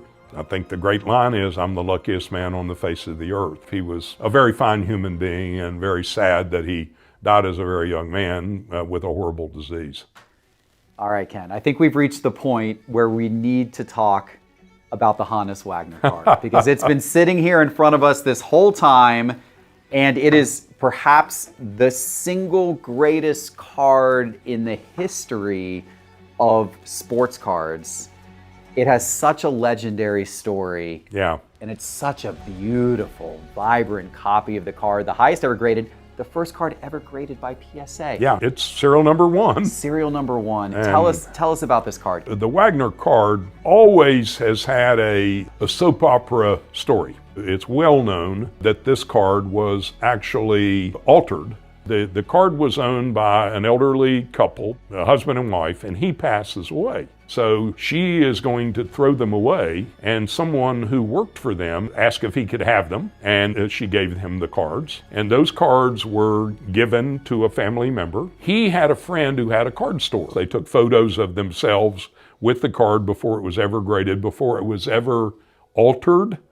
After Mr. Mastro got it, the alteration occurred. So photos do exist. The photos do exist. Wow, pre-altered, wow. Had this card for a time, and then the Mastro trial occurred, and he admitted in court that he had altered this card. Shortly after that, maybe the next day, David Hall, chairman and founder of PSA, called me, and he said, look, Ken, you know our company motto, so I'm calling to let you know we will offer you the $2.8 million that you recently paid for the card.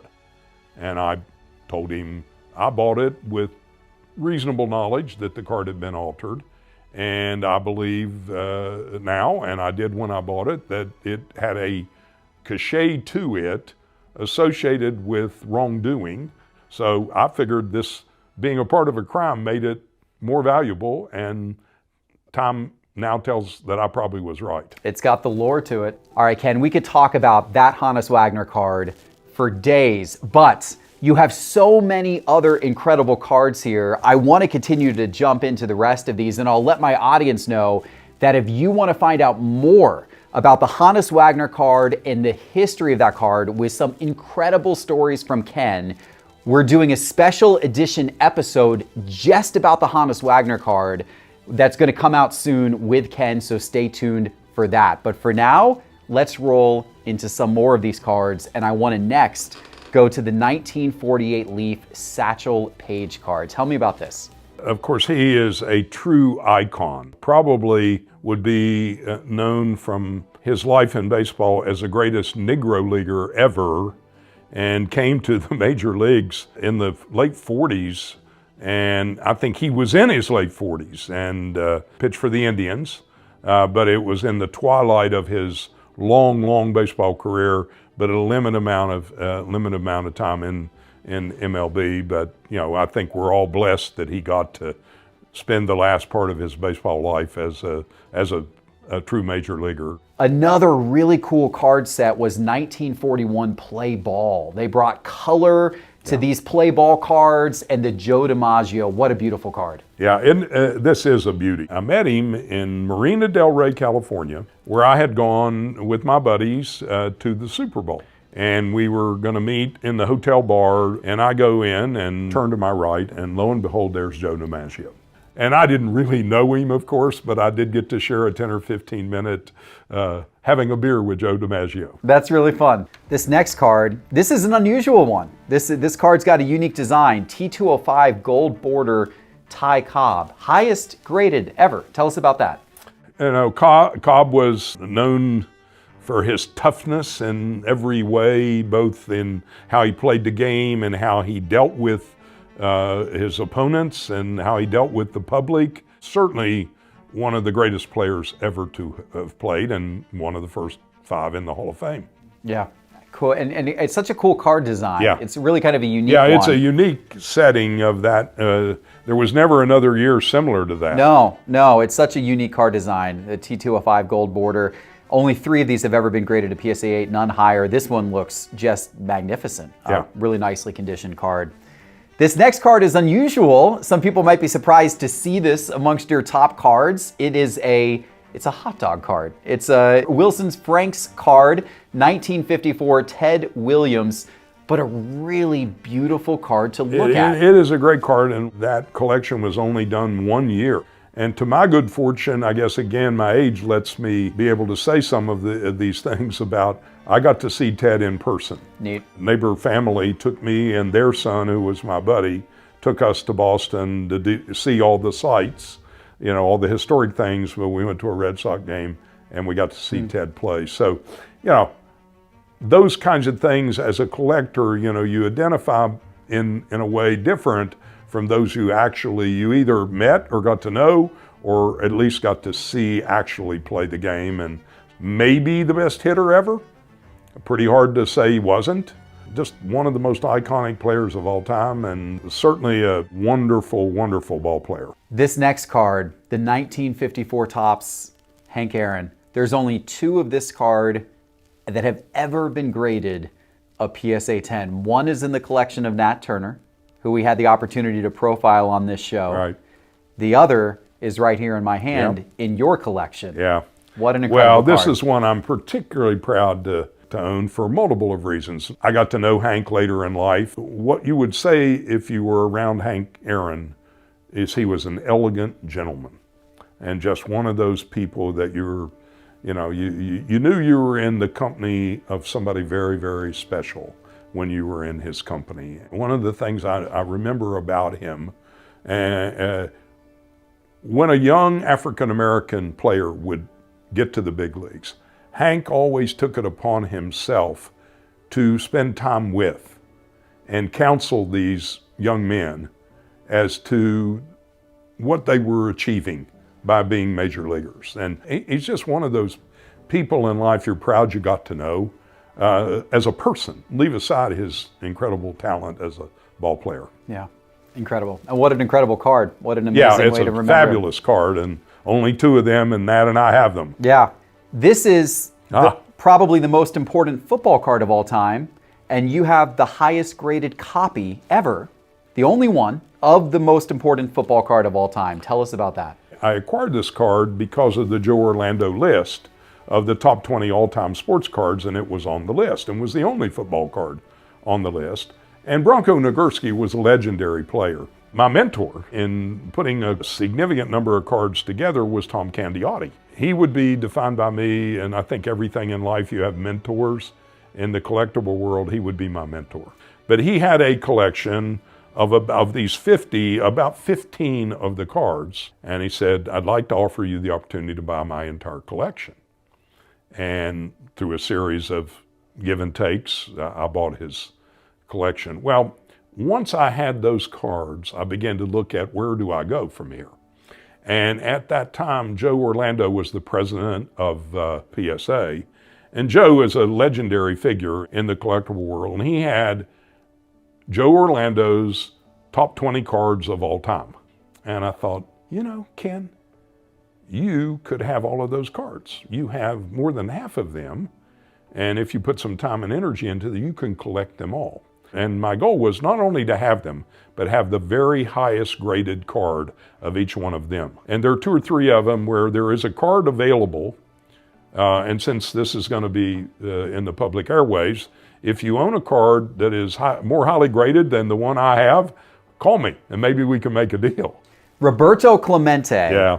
Another unbelievable baseball player. Beautiful PSA 9 copy. I got of his to see rookie him card. play his last ever game. Okay. Wow. None of us knew that. Wow. Boy, what a player. Pure 5-tool guy all the way. Maybe as great a throwing arm as there ever was for an outfielder. Great hitter, great base runner. I mean, he did it all. My story of this card is, of course, it's a 9, and there is one 10. And I could have had the 10, but fell asleep at an auction and woke up the next morning to find out someone had bought the only Gem Mint 10.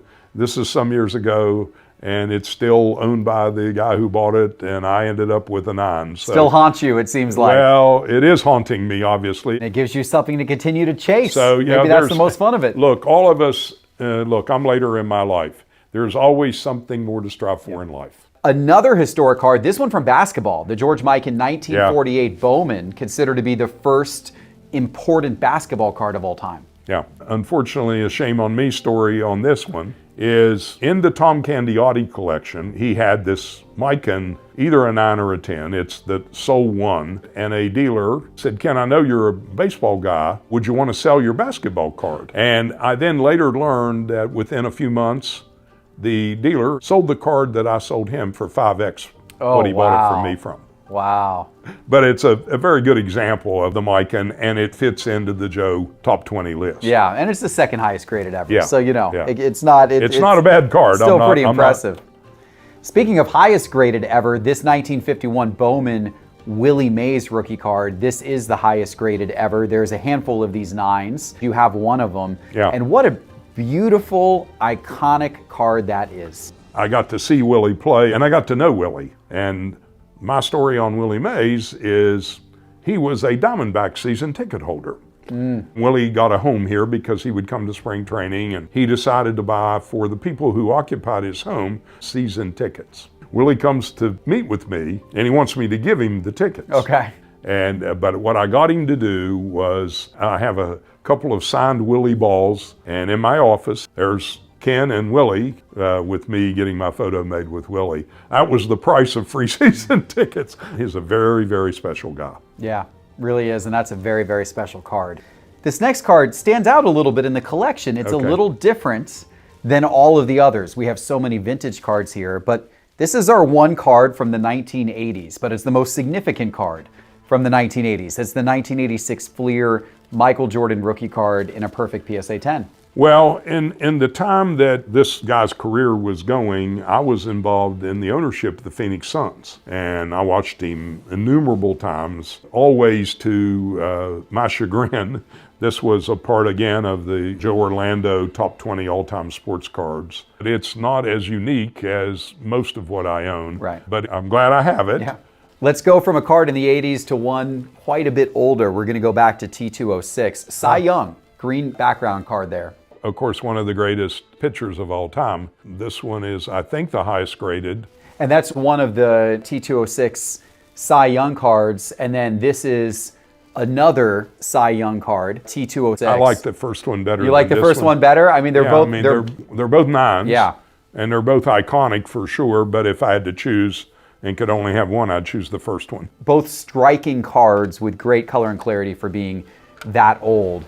And Walter Johnson, another incredible pitcher from that era. That's The his. Big Train, I believe, was his nickname. I think he was known to be the hardest thrower of his era. He was the big guy. Yeah, and that's a big card in PSA Yeah. 9. Incredibly conditioned card right there. We've got another T206. Talk to me about that card. That's the famous error card.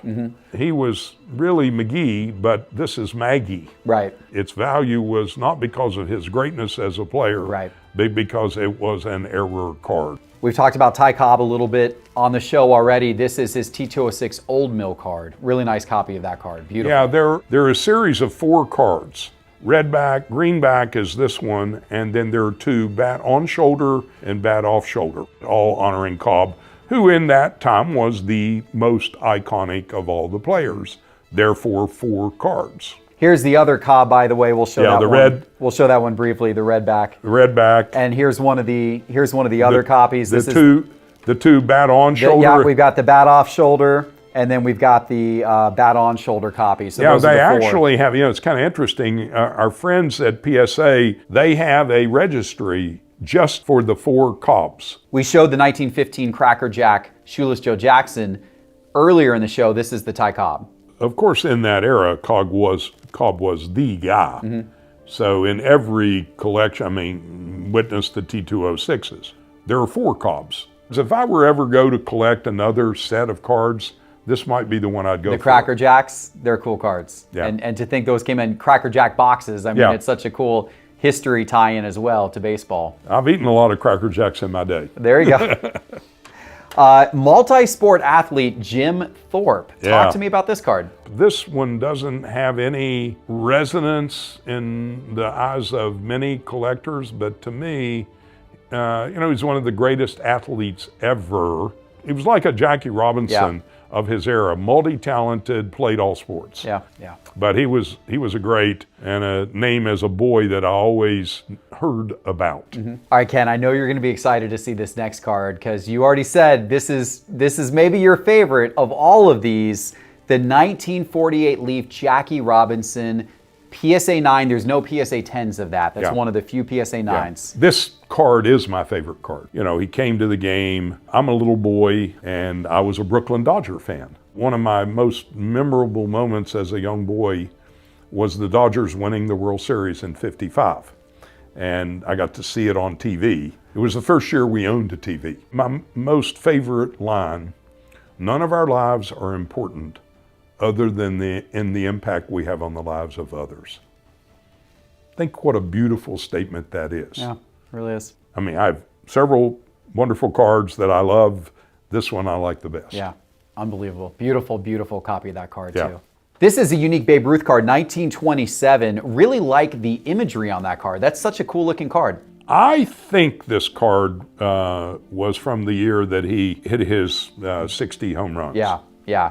The 27 Yankees, there are many who would argue, the greatest team ever. Yeah, and that's an incredible card. Beautiful card, PSA 8 of that one. Speaking of Babe, this is the 1934 Worldwide Gum. Same design as one of the 33 Gaudies, Yeah.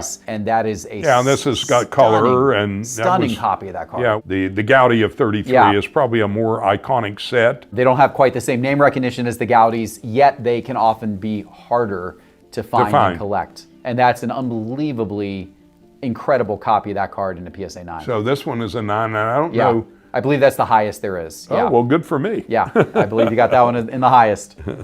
This is unique. We've got two different Joe DiMaggio cards here, both from 1938 Gaudi. Just slight difference in the cards. One's got some imagery and some words in the background, the other doesn't. Two different card numbers, but both of them in incredible condition. This was a little goofy to me.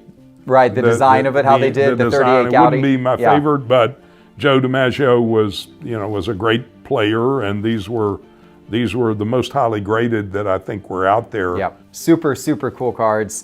The first year of play ball was 1939, so this is a very important Ted Williams card. Ted Williams rookie, I believe. You know, a great American, obviously, for his military service, but if not the best hitter ever, pretty close. Yeah, what a card of one of the greatest hitters of all time. Yeah. In a PSA 9, absolutely incredible.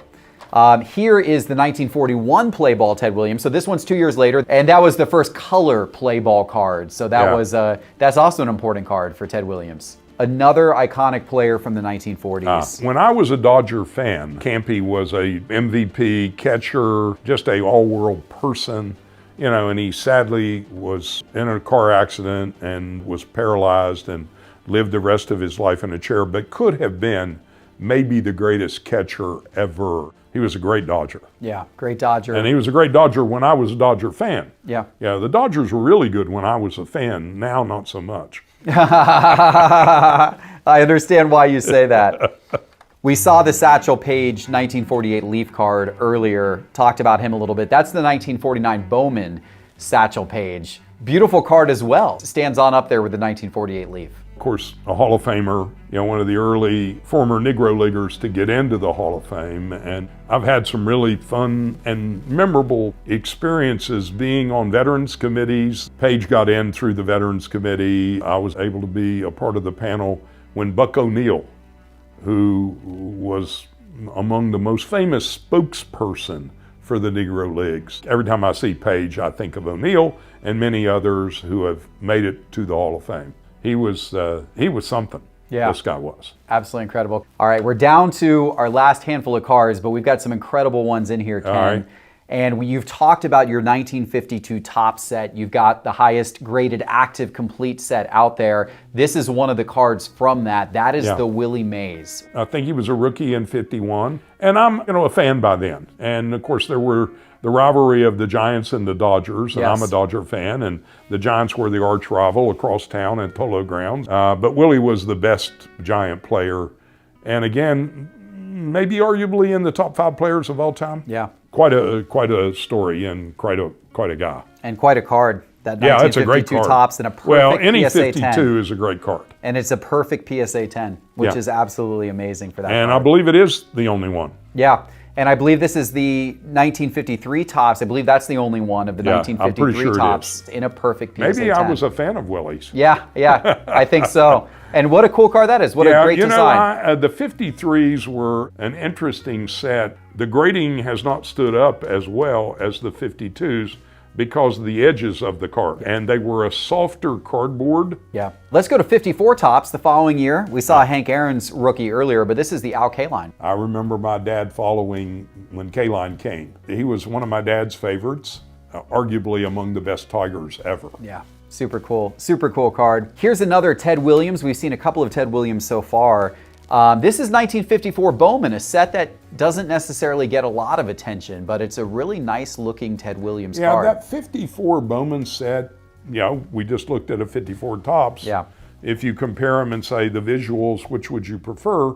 I would prefer the Topps over this, but because it was Ted Williams, it was an important card to have, and I was able to get one at very high grade. Yeah, PSA 9 on that. Absolutely incredible. One of the most iconic Topps designs ever was 1955, and Sandy Koufax was one of the most iconic cards in 1955 Topps. That is the PSA 10. Yeah. Obviously one of the greatest pitchers ever. Sandy in today's world is maybe the most elegant of retired baseball players. Just a wonderful, wonderful, fine man. Great card. Incredible card. A gem mint 10, a perfect 10 on that one. Yeah. What an unbelievable card. It's one of my favorites. I know Brooks Robinson was one of your favorites as well. This is his 1957 Topps PSA 10. I was fortunate out of college to go to Baltimore when the Orioles won the World Series in 1966. I had the instant transformation from the Dodgers to the Orioles. The Dodgers were in LA. I had long left them behind because they left me behind. And now here I am in Baltimore, we're playing the Dodgers. And we were the little engine that could, as it turned out. We swept the Dodgers. He becomes a board of directors member of the Hall of Fame, and I become a board of directors member. He was one of my favorite people that I ever got to know in baseball. Neat. And what a cool card to have of his perfect PSA 10 of the 1957 Topps Brooks Robinson rookie card. Unbelievable. Bob Gibson, another baseball legend, 1959 Topps PSA 10, his rookie card. Unbelievable copy of that card. Yeah, he was, of course, just a killer as a pitcher. I mean, he was dominant. And I think maybe he has, if not the lowest ever season-long ERA, but like 1.1 as a starting pitcher, and of course led the Cardinals to World Championships. One of the all-time greats for sure. Yeah, absolutely. And one of the all-time great cards in PSA 10. Another one of the greatest pitchers of all time, Nolan Ryan. That's his PSA 10 rookie card. Look at that. Yeah, I know this is a one-up. Yeah. I saw Nolan pitch, unfortunately, as a rookie for the Mets against my Orioles, the amazing Mets in 1969. Yeah. I think he was more taken for granted than he should have been. Yeah. I mean, he certainly looked at as a great. Yeah. But he might be the greatest right-hand pitcher of all time. Well, this card cannot be taken for granted because this is the only PSA 10 of his 1968 Topps rookie card. Yep. Incredible card to have. We're down to our last couple of cards here, Ken. We've got a 1979 Topps Ozzie Smith PSA 10. I was called one day by a dealer, and he said, there is an iconic card in 1979. It's the Ozzie rookie. And he said, I think I can get you one at a pretty good price. And I thought, I'm going to get this card, and I'm going to give it to my son for Christmas. So if the truth were known, this card is my son's card that his dad gave him as a Christmas gift that he wanted to be in the book. So he got in the book. But I've gotten to know Ozzie, just a very fine man. I guess he will be my newest of all of my vintage cards. Our final card, we saved one of the best for last. I know your love for Jackie Robinson. We talked about his 1948 Leaf card. This is Jackie Robinson from 1952 Topps, part of your complete set of 1952 Topps and a PSA 9. And of course, he was my favorite card and one of my favorite all-time players. My book is here. It published my collection. We opened the vault. All the photos were done for the book, and I forgot to bring this card from the set, and it didn't get in my book. It's the greatest card I own that didn't get the publicity that it deserves, and it deserves to be there, but it's, of course, Jackie is Jackie. And I've certainly said what I think of him before, and very, very happy that I have the Willie, the Jackie, and the Mickey from that 52 set, all in the highest grade that there is. Ken, this has been an absolute pleasure. Thank you so much for sharing this collection with our audience. Before we go, I got to see that ring on your finger. Is that the World Series ring? It is. Man, hopefully you could add another one to it soon. It's fun to compete, and it's very fun to win. Well, we'll be rooting for the Diamondbacks this year, Ken. Hope you get another ring for sure. Patrick, tell me about this room that we just walked into. This looks like a card shop. This is amazing. Well, thank you for being here, and thank you for recognizing that fact. That was sort of my goal when I bought the house. I wanted to have a room dedicated to my memorabilia collection, and I wanted the first thing to feel like a card store from like 1994. But then as you kind of started diving in and realizing, maybe there's some treasures here that I wouldn't have found in my local card store. Oh, there's a lot of treasures you don't find in local card shops. You've got an amazing array of jerseys and signed posters, of course, all kinds of cards on display. You've got sealed boxes. You've got Sports Illustrated magazines. You got all kinds of different interesting artifacts, a lot of pop culture stuff that lives in this room as well. I imagine this is a big talking piece for when you have people visit you, you show them the room, and I imagine you could spend hours in here just talking about all the different pieces in here. Yes, it's a lot of fun having people come up here, especially with their kids, and getting to show them some history of sports memorabilia and sports collectibles. And it is funny, you quickly realize who is a collector as a kid because they won't leave the room, and that's certainly flattering. Yeah, that's amazing. And we pulled out your top 100 most iconic cards. This is a collection that you've built of what you believe are, in your opinion, the 100 most iconic cards of all time. We've got them here. We're not going to talk in detail about every single one. That would make the video too long. But we are going to talk in detail about a handful that you've pulled out that are perhaps your favorite out of the top 100. Let's start with some of the older ones and let's work our way up to some of the new your more modern stuff, I should say. And the oldest, this 1914 Cracker Jack Shoeless Joe Jackson. Love this card. Tell me about this one. So this card to me means a lot because it was in a box of Cracker Jack. It was nestled between caramel and peanuts, and someone just stuck their grubby fingers into the box and pulled it out and kept it. Joe Jackson is uniquely rare. No one exactly knows why. There is some thought that maybe he was just a short print. But there's actually some suspicion that people destroyed their copy of it because of the 1919 Black Sox scandal. So for that, between the connection to the movie Field of Dreams, 8 Men Out, that card really crosses pop culture and then, quite frankly, gambling history. So, and then candy history. I mean, it crosses multi-layers. Let's stick with the older era. The next card you see here is one of my favorite sports cards of all time. Talk about this. So the 1948 Leaf Jackie Robinson, it is arguably his most iconic card.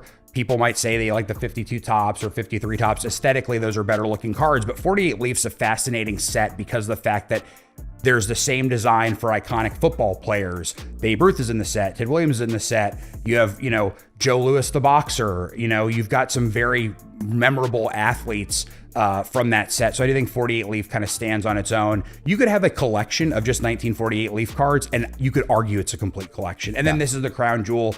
It's a PSA 8. I won it at Sotheby's Holy Grail. It's meaningful to me. My grandmother helped me fuel my card collecting as a kid. She'd take me to card stores. When she wasn't taking me to card stores, she was going to church. So the fact that auction was inside of a church. Just recently. And I won it sitting behind Tom Brady. And it was a thrill. That's a fun experience. Sometimes the stories of how you got the item, when you pair them with the item, it makes the item even more special. I'm sure we're going to hear some more of those stories. What's the next one here you've pulled out? So the next one is 1952 Topps Mickey Mantle. I mean, you can't get any more iconic than this. Correct. It's PSA 5. And I think the story there is that my first one was a PSA 1, upgraded to a 2, then I skipped 3 out of 4, and then I upgraded to a 5 recently. I'm not sure how far along my budget or my willingness on risk will take me, but I think I'd like to get to a 6 or 7 one day. So this is a nice 5, and I'm happy to have it. So every time you buy a better grade, you sell the previous grade. And so essentially you say, I'm now at a point where I'm willing to put a little bit more money into this card, but I'm going to sell out my previous version of the card, buy the next grade level up, and then essentially, pay for the delta. Historically, that's been the case. The 52 Topps Mantle is a bit of an exception because I have a PSA 2 that is a really nice copy. Unfortunately, I do have a big bill to pay at one of the auction houses, so I do think I'll be back down to 1 Mantle in my collection. Right now you got 2. I got you. What's next? So skipping a couple decades, we're moving to the 1976 Topps Walter Payton. Oh, and this one's a PSA 10. These are really hard to find in 10s. Yeah, I think Walter Payton as a football legend, I mean, he has one of the best sports nicknames of all time, Sweetness. Yeah. That card is sweet. and I love having it. It's just, look, and that's one of those cards that what I like about collecting is if someone had a PSA 1 of that card, I respect that. That's a couple $100 card. That's, mid 5 figures, right? But the rarity of it makes it special to me. But I think what's cool is that's a card that's affordable for a lot of collectors. You just don't have to have a PSA 10. I like having the PSA 10. Of course. and talk about perfect. This card has unbelievable centering, which is very rare on these. I don't see any print dots or defects of any kind. It truly is a perfect version of the card. So there's people have that particular copy was suggested to me by one of the auction houses. I might consider trying to get in a BGS 10. Yeah. But I'm not going to play with the Kraken cross game Sure. with that particular one. It truly It is looks stunning. perfect, That though. is a stunner. It's a stunning copy. That's got to be a top 10. That is really a top beautiful 10 copy. of the exemplars, right? So I Yeah. could get NBA to put a sticker on it if I wished. There you go. All right, let's keep it going. So the next card's a 1979 OPC Wayne Gretzky PSA 9. Oh, the classic. The great one. The great one. And I think that the card's special for 2 reasons. One, it's a very high grade. I think there's only 110, maybe there's 210s. And I like the fact that it's OPC. So that's why this card lives in the case instead of the tops, is that OPC is part of collecting history. It was the different brand name for the Canadian distribution. So I think real hockey collectors, appreciate the OPC.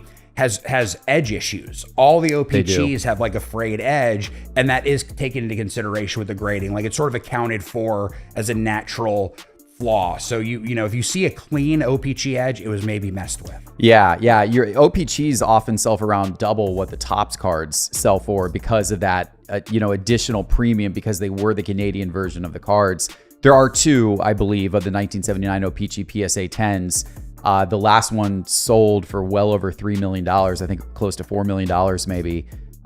So incredibly valuable cards. The 9s are also extremely rare as well. And this is a beautiful copy of a PSA 9 that you have here. So this is about as great as it can get with the card of the greatest hockey player of all time. Absolutely. Very impressive. Very impressive. All right, so we're in the late 70s now. Are we going to tip into the early 80s next? Yes, but we're going to also jump into the mid 80s. So I want these 2 cards to live together. Oh, well, that makes sense. This is quite the pair. Wow, 2 10s. This is really good stuff here. Talk about these. Well, growing up, Montana to Rice Yep. was the connection. Yep. And it was the iconic connection. And so having those cards in the collection as PSA 10s, again, cards that is PSA 1s, PSA 2s, very affordable for pretty much anyone who collects. And I respect people that want to have those just to have, a connection to the history. The 10s are uniquely rare. And I do like these cards because they've been pretty stable. I did buy them before the big hype. Which is fortunate. And I'll say that, sometimes when people might think that Pat Mahomes or Joe Burrow kind of priced them out, maybe look at a low range mid-end Montana or Rice. It's a way to kind of connect to the football collecting game that's often overlooked. It certainly feels safer. There's so much money being put into the ultra modern football cards these days, so much speculation on quarterbacks.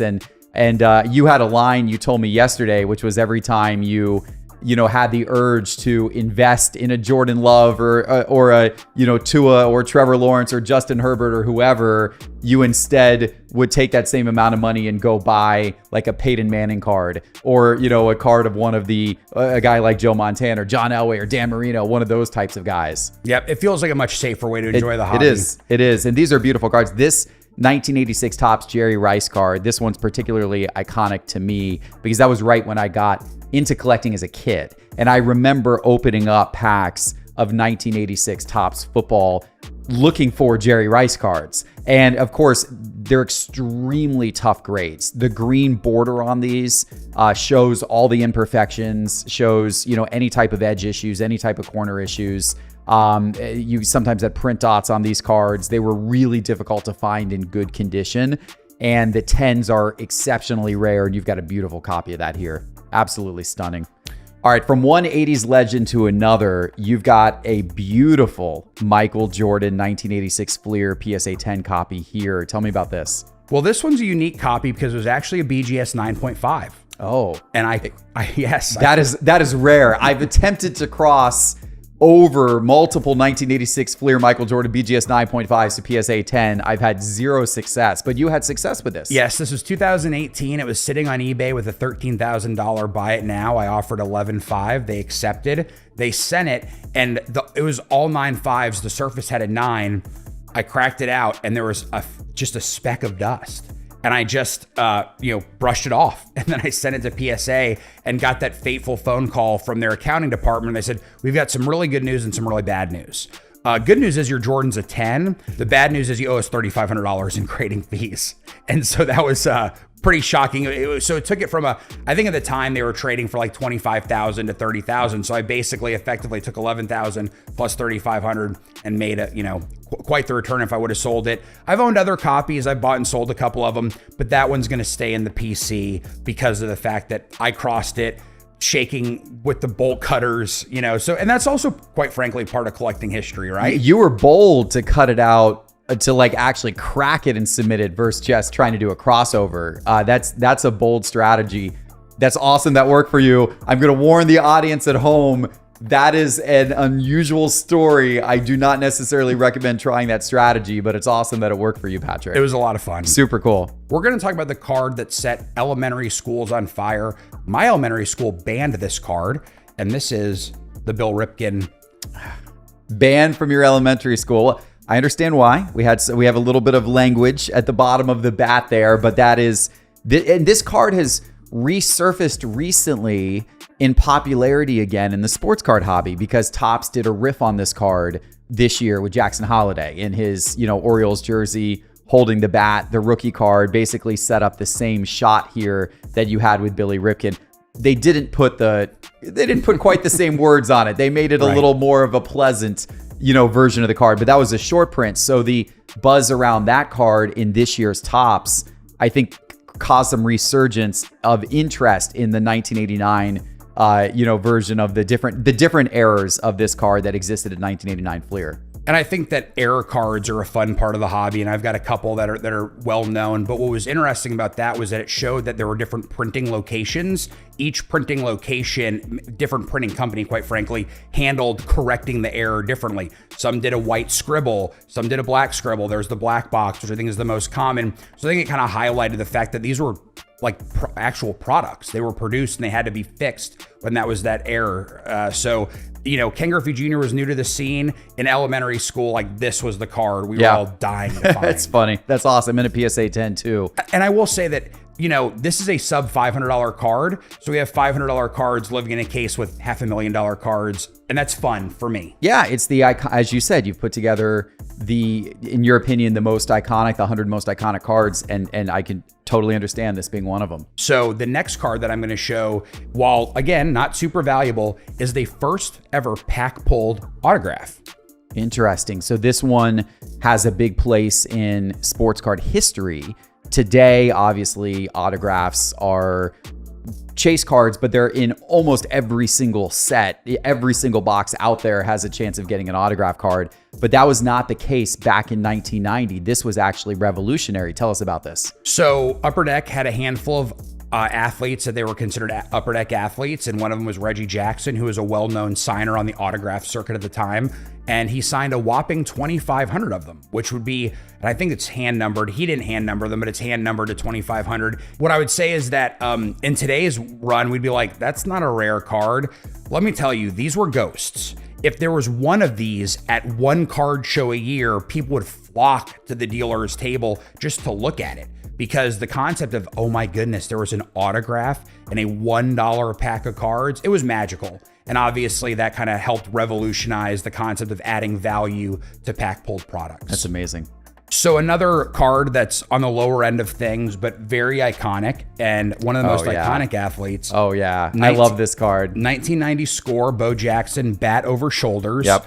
Now, fascinatingly, Bo will not sign that card because he doesn't feel like he got proper royalties for that particular image per its use on a Nike poster. He has a football card with the shoulder pads and bat that he actually will sign because he felt like he got proper royalties. So that aspect of it's fascinating. But this card, it has a border but nothing on the front, and the back just says Bo. It's a real statement. Also, 1990 score just has a lot of fun, cool cartoon, cool, photos. So I love 1990 score, and I think in terms of iconic sports cards for my generation, this was one that everybody chased. Yeah, that is awesome. Wow. Yes, this was peak collecting era for me. And I remember like wanting this card so badly as a kid. It is just such a cool, iconic photo of one of the athletes from that era who is just, everybody wanted to be Bo Jackson when they were a kid. Absolutely. Very iconic. So you got some more 90s too? Yes. 1989 to 1991. I could probably have 30 cards in here for a handful of reasons. So I've pared it down a little bit. The next one. So this card, people call it an error. I actually personally think it's more of a printing error or a misprint. It's not a traditional error in the fact that like it was a blatant mistake. It was like something that happened. It was a factory blemish, actually. So it's the Frank Thomas, no number as a no name on front. Yeah, no name on front. Basically, what happened is on the printing plate, something obstructed the black ink from hitting that part of the card. And I think the best part of that card was the lore of it. Was in 1990 when people realized some of these were coming out of packs. They thought it was hyper regionalized, and so I actually think it was maybe the Pacific Northwest where they thought this error was concentrated. So boxes were selling. Like if you were at a card show in New York, be like, this was a box from Seattle. So there's a higher chance that the Frank Thomas, no name is in there. And of course, I still don't think the mystery's really been solved. We did see a PSA 10 sell for nearly $150,000 recently. It's crazy how people really flock to this error card in particular. And I think it's because there were a lot of people collecting during this time. I distinctly remember as a kid hearing about this error and trying to find boxes of 1990 tops so I could open them and see if I could pull the error card myself. So I think because there's a lot of people that have that memory as a kid and it probably made an impact on them. Today, they're willing to pay, in some cases, $150,000 for a PSA 10, of that card, which is incredible. Yeah, it's a fun chase, fun story. And I think it's one of the most reprinted in terms of fraudulently reprinted cards. Okay. So do not buy a raw copy. Right. Be careful. Yes. Interesting. Okay. All right. What do we have next? So the 1990s spawned an era of innovation. So we had 1989 Upper Deck kick things off. Then we had 1990 Leaf. Then Topps had to kind of re-up their game. So 1991 Stadium Club. Ultra glossy set, great photography. And to me, this was arguably the most iconic card from the set. Nolan Ryan in a tuxedo, with his Texas Rangers hat. Nolan Ryan is a very important part of card collecting history because he had such longevity. And I just think that 1991 Stadium Club has a special place in my heart. And I do think it highlights that race to innovation that we started seeing in the early 90s. Yeah, this is a super cool card. Stadium Club, obviously today, still a very popular brand today. And it's known for its photography. And you see that. You open up the cards and just beautiful photography that you don't see on other cards.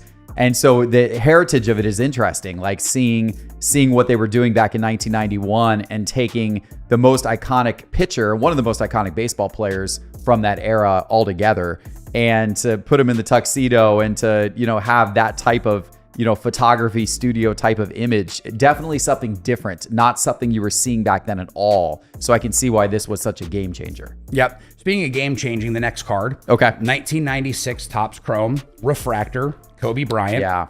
Now look, we are skipping Topps Finest as a brand, which I love. Oh, it's a 10. Yeah, so this Topps Chrome really changed the game. Some interesting legacy or legend, I guess you should say, is that the Chrome patent, the process to make these chromium cards, Upper Deck passed on it.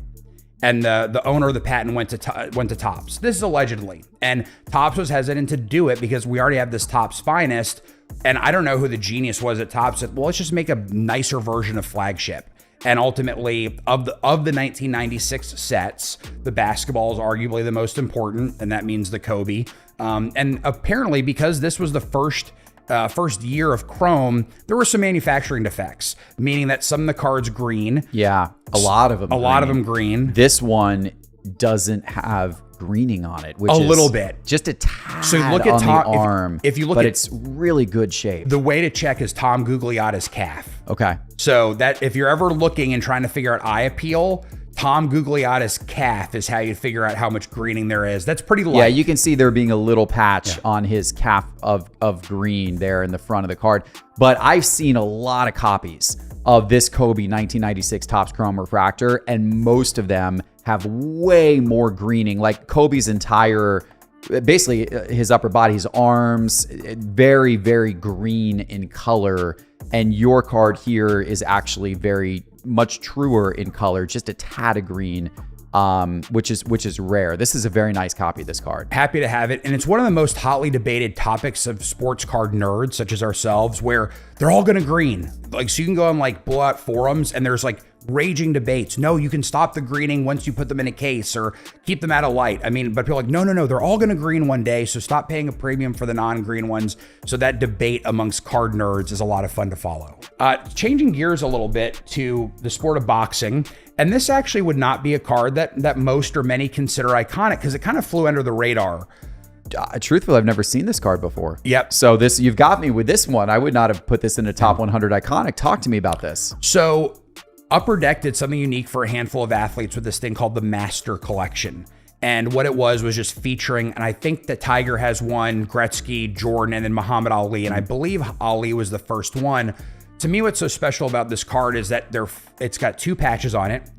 Fight used robe from walking into the robe, and the fight, it's a Sonny Liston fight, and then the robe from that fight, and it's signed. So I feel like that this card, if this card came out today, I feel like it would be the hype of all hype. Yeah. And it just kind of gets buried in the history because it wasn't a pack pulled product. It was a set issued product. But for me, it's iconic because of the fact that it's Ali, and I think that he needs to be represented. And I don't love his quote unquote rookie. I don't love it the way I really like that card. And the fact that it has 2 patches that are fight worn. Yeah, trunks and robe. Trunks and robe, and it's signed and it's dated. So like that's where the personalization of building your collection comes in. Where for me, like I doubt, and there might not be another person on the planet that has this as a top 100 iconic card. But that's where the concept of making it your own comes in. So we're gonna move to a card that the design of the card's very well known. This particular version of the copy is a little bit harder to find, and that's the 2003 flagship LeBron. Okay. Gold. Yeah. And Topps did not have their systems perfect about how they were numbering things. And so there's flagship gold, some years numbered to the year. Right. This one's numbered to 99. Right. And it's a Pop 7. So far, it's the only card that Nat Turner has expressed interest in my collection. Yeah, so the 2003 Topps Chrome Gold Refractor is a card that gets a ton of attention, very high-end card. But what's interesting, in a PSA 10, that card is, I think, an 8.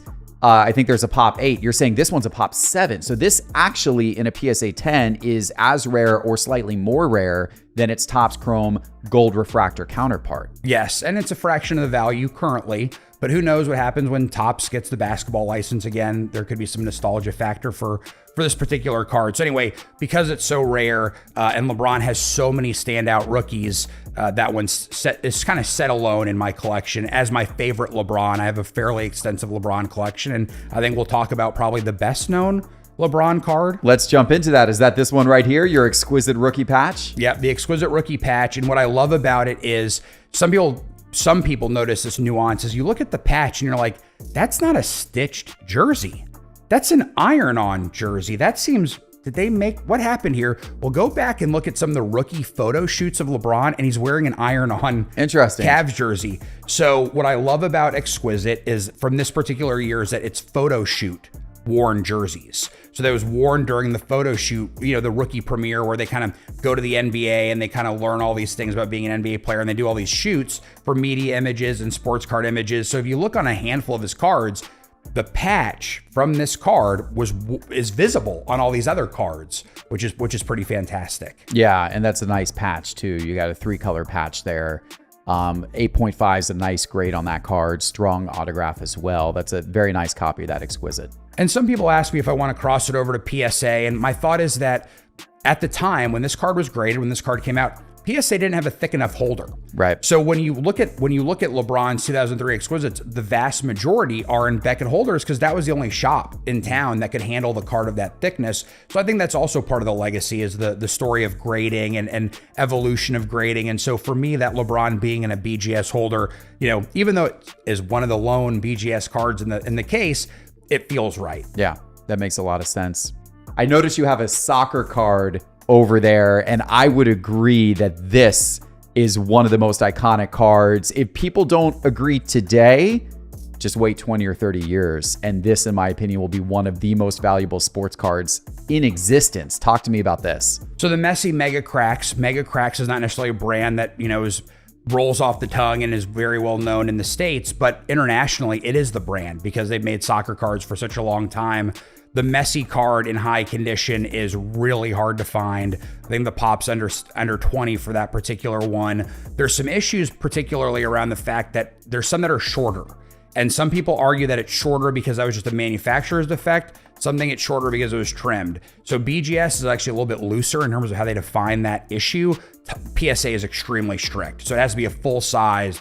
Everything's got to be crisp and clean, and that's why that's an exemplary copy. Yeah, it's very difficult to find a PSA 10. These very rarely come up. I think the pop on this is around 20 or so, but you almost never see them come up for auction. I keep an eye on these because this is actually a card that I believe is a great long-term investment.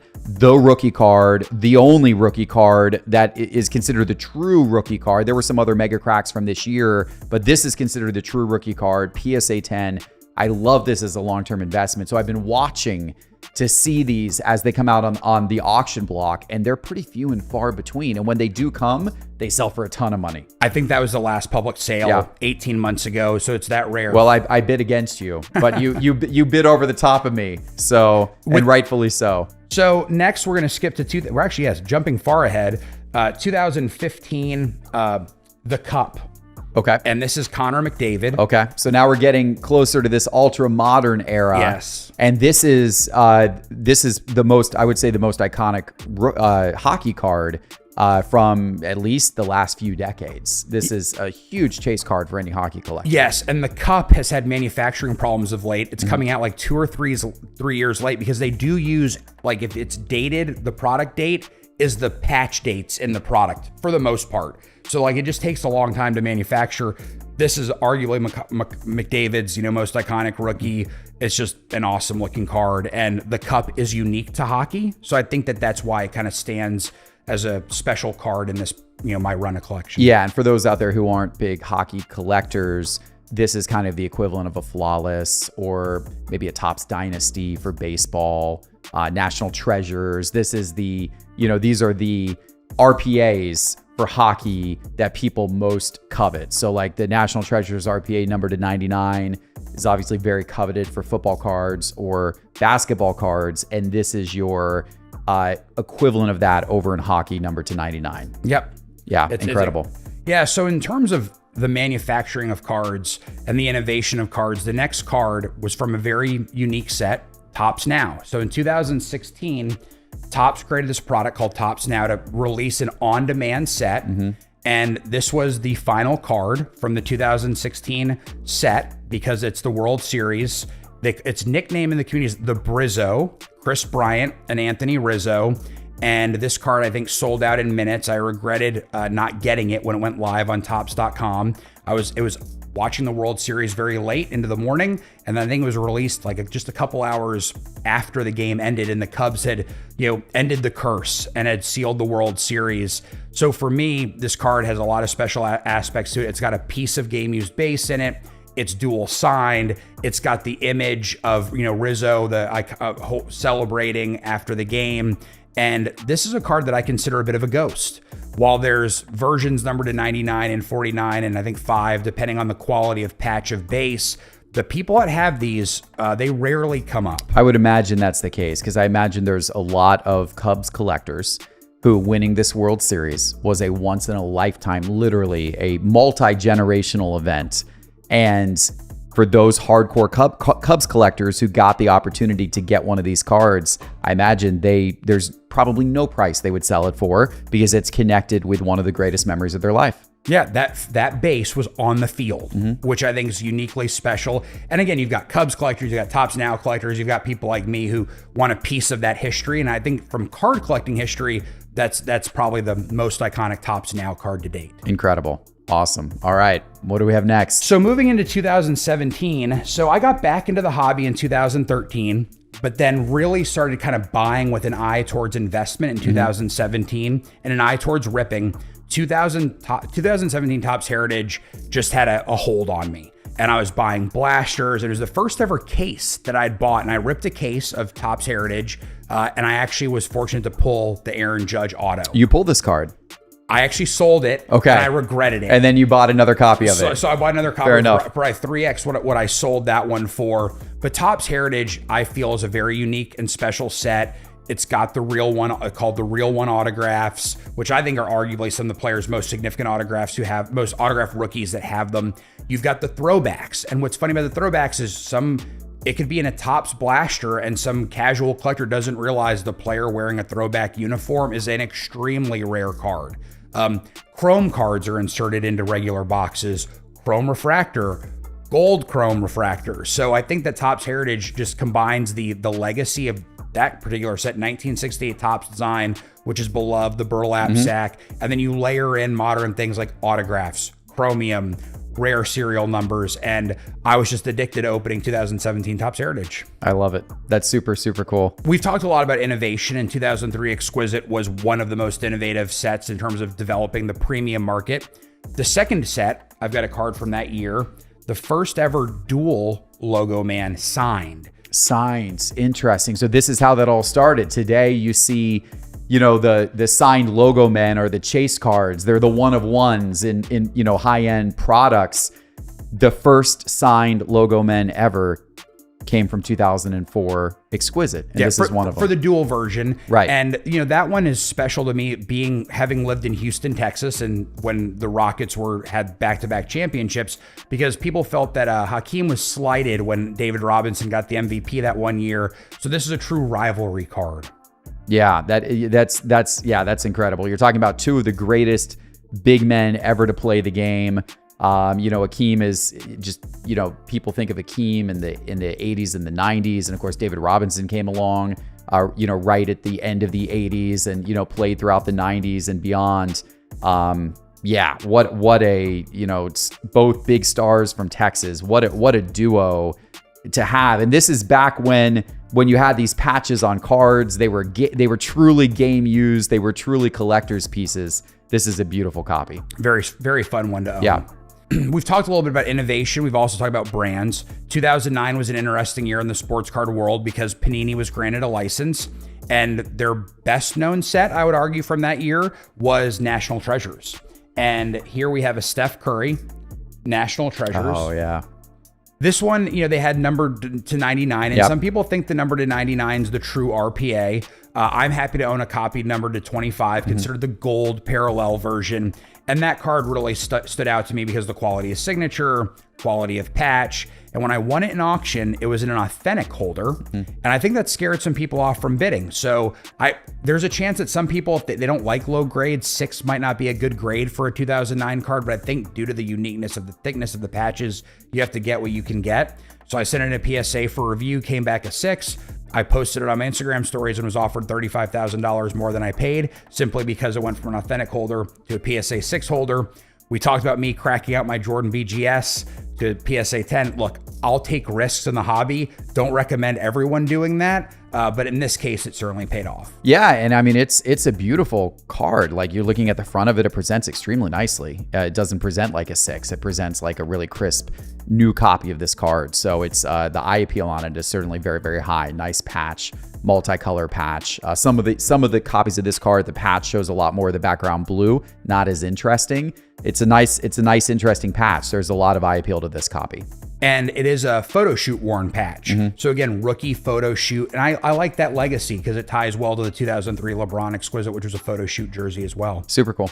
Yep. One of the most popular brands today is Topps, Allen, and Ginter. And there's a few passionate collectors that have done countdowns and highlighting some of the most iconic Ginter cards. What I think people like about it is that there's non-baseball players in it. And for the first time ever, I think maybe this might be the only time we'll ever have in history, a pack pulled presidential signature on a card. So arguably the most iconic signed pack pulled Ginter framed autograph, President George Bush. And it's not just that it's President George Bush, it's from the iconic image of him throwing out the first pitch after 9/11. Yeah, what a huge historical moment, not just for baseball, but also for the entire country. And so to have that on a card and then to have his autograph on it, I understand why this is what you consider to be, one of the most 100 iconic cards in your collection, especially with you living here in Texas. Yep. And so, kind of similar to the Hakeem David Robinson, it means a little bit more to me because of the Texas connection. I see a huge football card sitting next to me here. The 2017 Prism Patrick Mahomes Gold, numbered to 10, the true gold of Mahomes Prism rookie card. This is a grail card for any Mahomes collector. How did you get this? I won it at an auction with PWCC. The bidding was very aggressive, but I think the timing was right. The card's definitely appreciated based on the offers in my inbox. And I would say that the Mahomes collectors are a different breed. I think they're special. It's cool. They track his big cards. So it might have a honing device on it because everyone knows where all the Mahomes golds are. There's two big collectors that are after this. One, Mahomes collectors. And then secondly, there are a couple guys chasing the golds of every key rookie. So of all the cards in my collection, this is the one where I get the most inbound requests to sell. And quite frankly, it is a little tempting. I'm curious about this next card, 2018. This is one of your home state guys here. Talk to me about this Luka. Well, that's arguably the card that set the pandemic collecting world on fire. Luka has a special place in my heart because of what he meant for my collection. In 2018, I went very heavy on Luka as an investment. And I don't always do that, but I'd kind of dabbled in the Honus market when I got back into collecting in 2013. And the mistake I made was I just didn't buy enough. I sold cards for 5x what I paid and then it being up 20x. And so I said, the next time I've got a hunch, I'm going to go really deep. And it was funny. We were all ripping, this wax. It would have been Christmas time of 2018, going to Target, buying blasters. They were just sitting on the shelf for $19.99. And then everyone's sending them into grading. And by April or May of that year, the market was flooded. PSA 10 base Lukas were selling for $45 to $60. So rather than selling after having waited all this time to get my cards graded, I think I bought around 300 of them. I also bought some true blues, some reds, some autographs. At one point I had 30 silver PSA 10 Lukas. And my cost basis for this Luka collection was probably right around $30,000. And by the time I got done selling it during the peak, I think I netted close to $400,000. Wow. So Luka I owe him a lot of this box is due to my Luka investment. And I just felt like, what's a cool card to hold from that? Look, if a gold comes up for sale, I'll be very interested in it. But the cracked ice was one of the newer parallels. And it kind of, I don't want to say it's one of the crazier parallels, but there's just so many of them now. The cracked ice is sort of a jersey color match. It's numbered to 99. It's a PSA 10. So this is definitely a tip of the cap to 2018 Prism and what Luka meant for my collection. I like it. It's a beautiful card. Okay, so we've gone through a smattering of the cards from your 100 most iconic. There's another set, another type of cards that you collect separate from your top 100 that you also have an incredible collection of, and that is signed on-card autos, particularly rookie cards. You've got some amazing ones going back to vintage cards and everything in between, modern ones, of getting, hand-signed autos. I want to show the audience some of your best ones of this as well, because I think people are really going to love to see this. And I want to start with this Michael Jordan 1986 Fleer sticker autograph with such a nice auto on that card. So I was an autograph hound, hanging out at team hotels, over the Astrodome dugout, harassing players for autographs. It's how I met my business partner, Iggy. It's how I met some of my best friends. And when we were chasing autographs, we only got 8x10 signed, maybe Sports Illustrateds, maybe some cards, but it was blasphemy to get a rookie card signed. And so when I was a kid chasing autographs, I just never got rookie cards signed because I was just considered an apropos, thing to do. Well, in 2013, I went to my first national and I was shocked at the number of signed and slabbed rookie cards. And what became apparent to me was the concept of grading made it clear that, a 1983 Topps Wade Boggs in a PSA 8 isn't that valuable. So why not get those cards signed? So the 2013 National, I bought a small handful, 1987 Topps Barry Larkin signed, 83 Topps Wade Boggs, just a small little collection of signed rookie cards because it was like the forbidden fruit of an autograph chase. And I was like, oh my goodness, these cards I loved as a kid, now they're autographed and they're in these cool slabs. And then a couple months later, this popped up on eBay. And at the time, it was $2,000. And I remember telling this to my business partner, because firstly, in 2013, $2,000 was a ton of money personally. But I was like, it just looks so good. And I've kept it in the original blue flip because that's how I bought it. And I think that's part of the grading legacy, was that pack pulled autos went in red flips, and then aftermarket autographs went in blue flips. And so that's why I've kept it in this particular And we're back place. to that again. PSA went away from that for a while, put everything in red flips, but now they're back to putting, blue flips. If you're just getting the autograph authenticated, they're putting it in blue flips. So it's, I love the historical nature of that.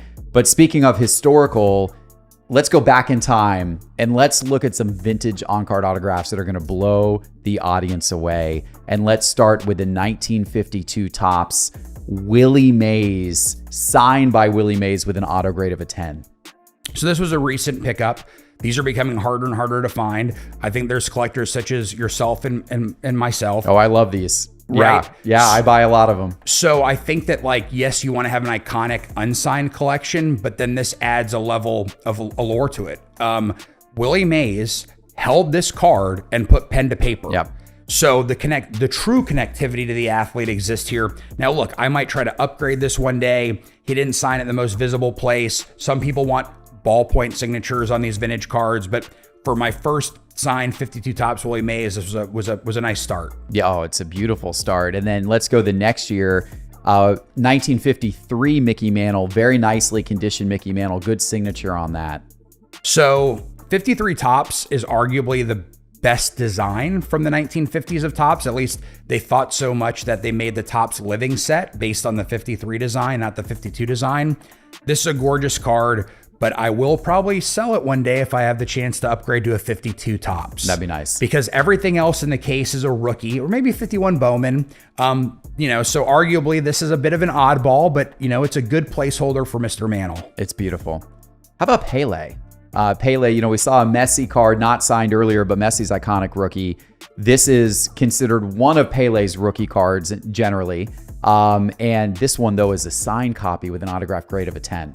Yes, and I think that this card presents very well because it's a bigger card. The Affligo bat, I'm not sure I'm pronouncing that right. It's a smaller card. I don't think the image is good as so I think long term, the Aquarella are going to be the ones that kind of catch collectors' eyes. And so I won this in a heritage auction. And I'll say that the debate between Pele has a handful of 1958 cards, which is kind of crazy to think about, but they won the World Cup. And so that's why I think he was celebrated. Some people want the cards that were made in Brazil because that's where his team was from. Some want the cards that were made in Germany because that's where the game was played. Personal preference. There's a handful of affordable versions of Pele's 1958 cards, but this one really is a standout due to the quality of signature. 1961 Fleer, one of the best designed basketball sets in my opinion. Iconic set, iconic design. A lot of Hall of Fame players. One of them, Jerry West, the logo, as he has inscribed on that card. Yes, this card presents very nicely with the inscription down at the bottom. Jerry was uniquely fan-friendly. If you ever got his autograph at a card show, he would ask you questions. He was very engaging. He recently passed, which is very sad, but the design of this card, it's almost like it was built for the autograph. And I did get the sign in person myself at a Ryan Fitterman show, and I had him sign the inscription. So it's a very nice one. So talking about legends who recently passed, absolute legends of the game, 1963 Topps, the Pete Rose rookie card with a Hit King inscription. So a lot of people don't love the fact that some of these rookies in the 1960s, they had to share their card with other players. Some people might even prefer the 64 Topps Pete Rose, but this is the more iconic card generally. And so I think to make it more his, you'll see versions where he signs just under his face. I asked him, this was at a Ryan Fitterman show, to sign it boldly across the middle, then add Hit King. And so it's much more of Pete's card. This card's special because Pete Rose is the autograph king. So it feels very fitting to have an autographed Pete Rose card in the collection. Yeah, he did a lot of autographing. Another baseball star from the 1960s who also had a shared rookie card, Nolan Ryan, and you've got a big inscription on this one. So again, trying to make the card more about Nolan, had him, his 7 no-hitters, strikeouts, his Hall of Fame year, just to fill in the card and make it a little bit more personalized to him since he is sharing it. What's nice about Nolan, he's a very easy signer through the Nolan Ryan Foundation. So if you Google Nolan Ryan Foundation, there's an address and instructions, and you can send him cards or balls or whatever you want to get signed. And he doesn't charge a premium for signing rookies. And so I think that's a nice element that, whether it be his 1991 Stadium Club or his 1968 Topps, you can get your own Nolan Ryan card signed, and it benefits his foundation, which does a lot of great work in the community. One of my favorite basketball players to watch highlights of, Dr. J. Love the design on this 1972 Topps card, and that's a really nice autograph with an auto grade of 10. Yeah, so this is in the collection because it is such a high grade, an 8.5. I think there's maybe a couple 9s. Dr. J is a great signer, very friendly. And what some people take for granted this card is that this is an ABA card. It's the Squires, not the 76ers. So I think you can get Dr. J to inscribe some of his ABA accomplishments or some of his NBA accomplishments. This is a copy without those inscriptions. I do have copies with the inscriptions, and that's always a tough debate. Like, how much do you want to fill up a card? This card, I do think, presents very well because of the crispness of the card itself. Yeah, it's a beautiful card. Speaking of Dr. J, he shared in 1980 a very important card, one of the most iconic cards in sports card history, alongside Larry Bird and Magic Johnson, and it was considered Larry Bird and Magic Johnson's rookie card. So what an incredible card this is, and you've made it more incredible by having all 3 of them sign the card on card, and it's got an auto grade of a 10. So a couple of the cards, this is one of them where I've got copies in the rookie signed card case and the iconic case. This one's one of the ones that lives in both. The PSA 7 presents very nicely. To me, what's important is the consistency of the pen. Is that I'm fairly certain it was actually the same pen for all 3 signatures. So for me, the eye appeal is kind of off the charts because of that. Yeah. Wrestling, we haven't seen a wrestling card yet, and if we're going to see one, this is the one to see. 1982 Hulk Hogan, and you've got a beautiful autograph on there. So Hulk Hogan, if you've been at the National when he's been there, you know when he shows up. The crowd goes nuts. He is the biggest draw in sports entertainment to this day, in my opinion. Maybe The Rock, arguably. Hulk Hogan has 2 debatable rookies. Some say the 82 Wrestling, some say the 85 Topps. Personally, I like them both. 82 Wrestling was via set form. 85 Topps was pack pulled. I have copies of both, which I'm very fortunate of. I think the yellow border, him known for that kind of yellow Hulkamania, this card just looks like Hulk Hogan with the mean stare and the Fu Manchu, and the autograph just fits perfectly on this card. It's an awesome card. This next card is one that has really captivated the attention of the sports card hobby over the last year. The 1984 star Michael Jordan. The debate rages on as to whether this is actually Michael Jordan's true rookie card or if it's the 1986 Fleer. I think more people are now accepting of this 1984 star as his true rookie, and you've got a really beautiful copy of the card autographed by Michael Jordan right here. So this was one of my first big purchases after that 86 signed Fleer. So I think I bought this in 2016 for around $7,000, which at the time seemed nuts. It was in a BGS 7.5 with a 10 auto. I preferred in the PSA holder. I do think it's a 9 auto. There is a little bit of a skip in there. And look, we know PSA is harder on these cards than Beckett is. The main reason I crossed at the PSA is that the card was signed at his flight school camp, where a lot of the Michael Jordan on-card autographs came from. Beckett, because of the UDA certificate being tied to the flight school, it was slab 2011 flight school. It's not slab 1984 star. And I was like, is there any way for me to get you guys just to put the different slab on it? And Beckett refused. So I didn't want the car. It kind of looked like a reprint in the saying 2011 flight school as the lead designation. So anyway, thrilled to have this in a PSA holder. One of my more favorite cards. And again, kind of like the Hulk Hogan yellow, the red border. And I like the black ink personally on this particular copy. Maybe I'm biased because it's mine, but certainly love this one. Yeah, that's really, really neat. 1986 Fleer, the iconic set, one of the iconic players, maybe rookie, depending on if you're going to count the star stuff or not. Charles Barkley, you got a nice auto of him there. And what's nice about this card is that Barkley has not done a sit-down signing in forever. Now, if you get to Charles, when you see him, 2 things will happen. He'll either tell you he doesn't sign cards or he doesn't sign.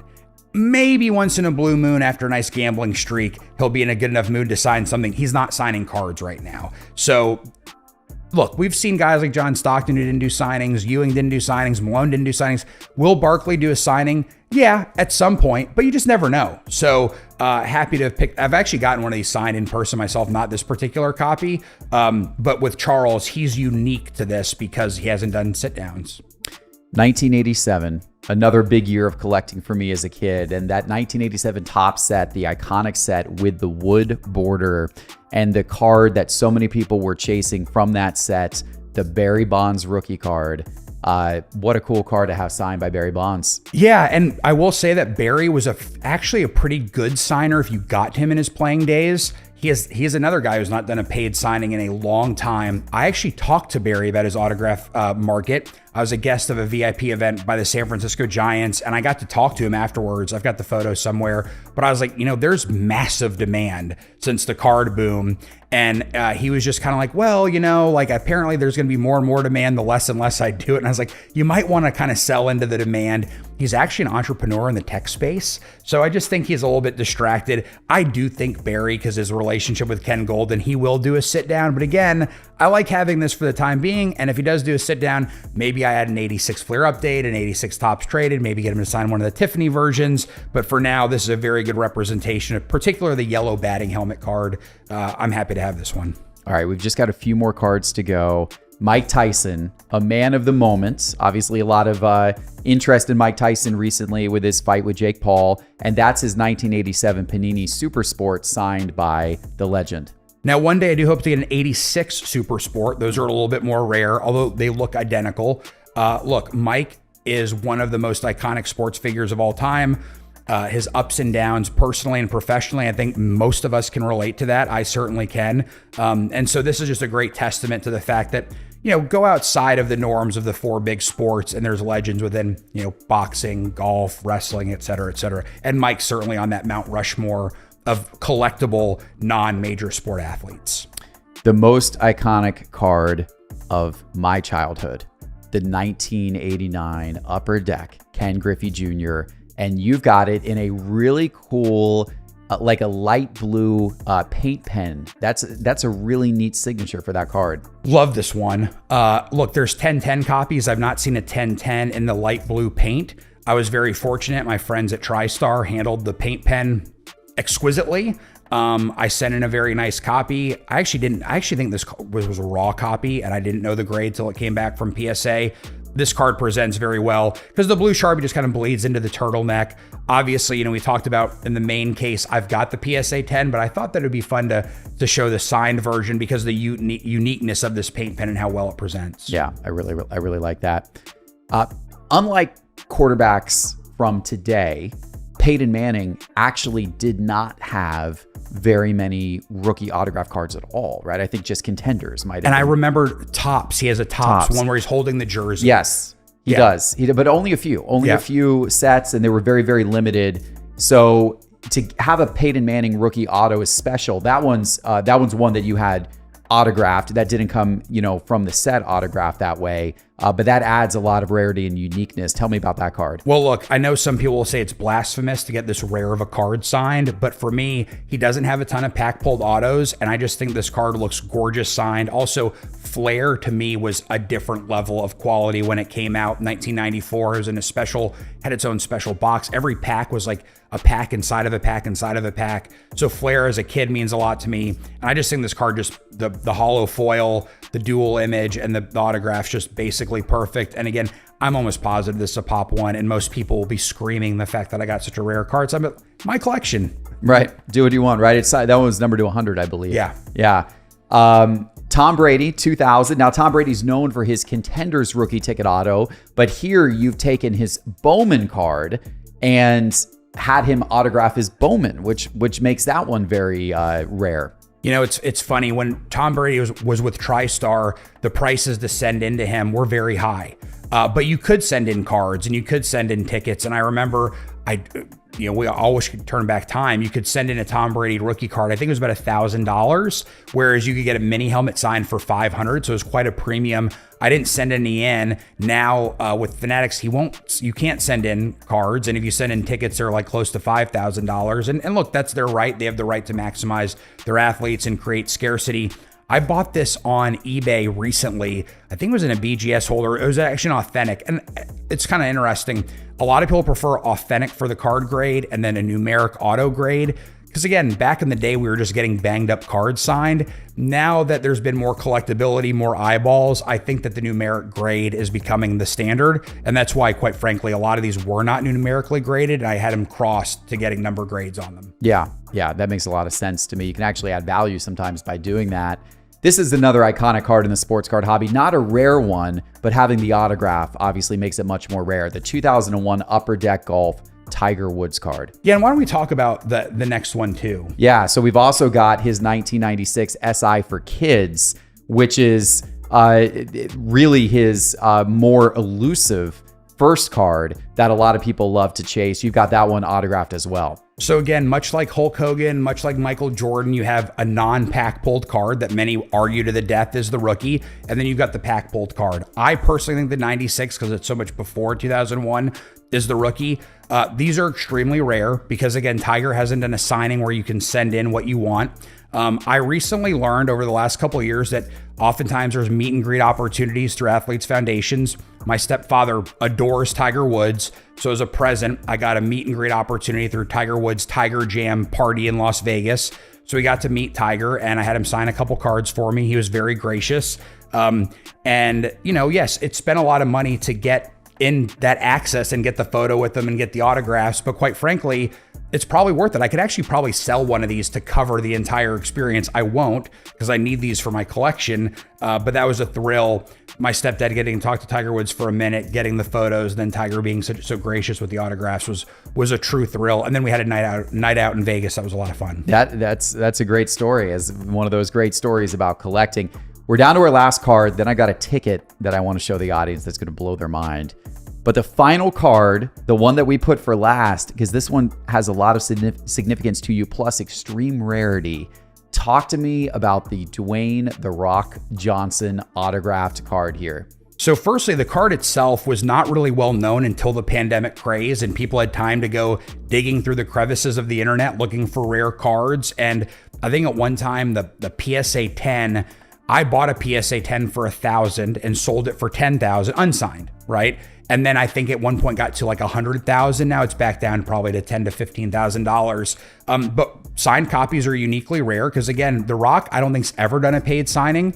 Certainly not one where you could send in what you wanted to get signed. Again, charity meet and greet opportunity. I won an auction via one of the places that does these fundraising auctions, and I got to meet him ahead of an XFL game. He was uniquely gracious. I had him sign 2 debut tickets and then 3 of these Bumblebees. I think there might only be 10 signed Bumblebees in existence, and I've got 3 of them because he was so nice to sign them. And I think this is the highest graded copy of the 510. And again, this is one that's kind of one of those quote unquote coffin cards this copy is going to be getting buried with me. Yeah, that's super cool. All right, let's show the audience a ticket. You collect all kinds of different things, right? We concentrated today's show on your cards, but there's many other elements of your collection. One of those elements is tickets. Talk to me about this extremely rare ticket right there. So while there's debate about what's the greatest sports card, most iconic, there's actually not debate about the most iconic ticket. It's Jackie Robinson's debut. You're going to be very hard pressed to find someone arguing against that.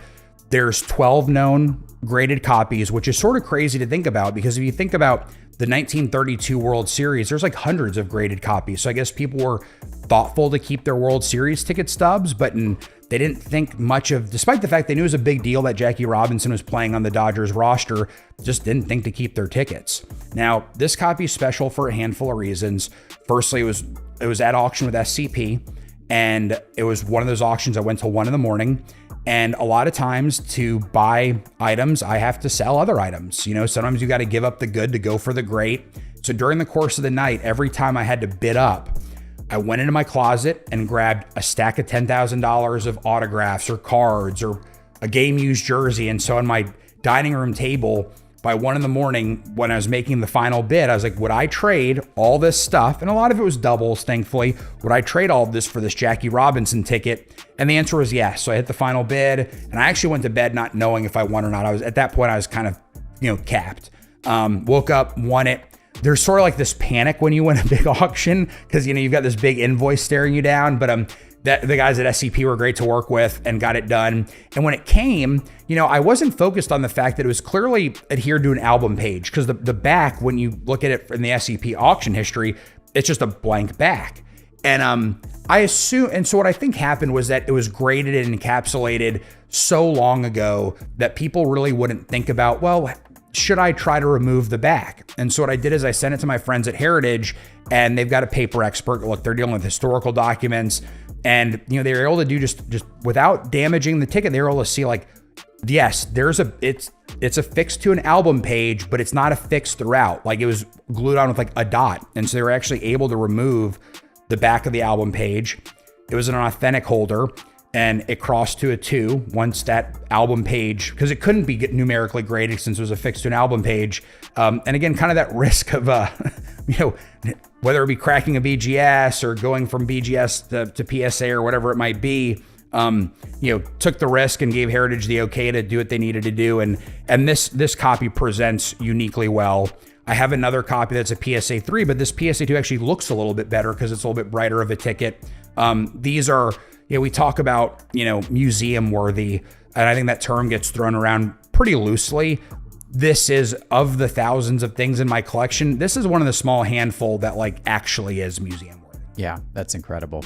Jeff Wilson, How are you welcome doing? to Sports Immortals Vault number 4. Joel, it's a pleasure to meet you. Nice to meet you. Jim, it's a pleasure to meet you as well. This is your life work. This is just 100 of our 200 trunks, security trunks, we have containing the crown jewels of sports. Whoa. Whoa, that's wild. Joel, this is incredible. Look at this. The word we like to use is surreal. Can we start with this one? We can. I mean, that's only one of the most iconic sports card perhaps of all time. This is the famous T206 Honus Wagner card. And I got this card back in 1980 along with the Ed Plant card. These are the 2 most valuable cards in the T206 set.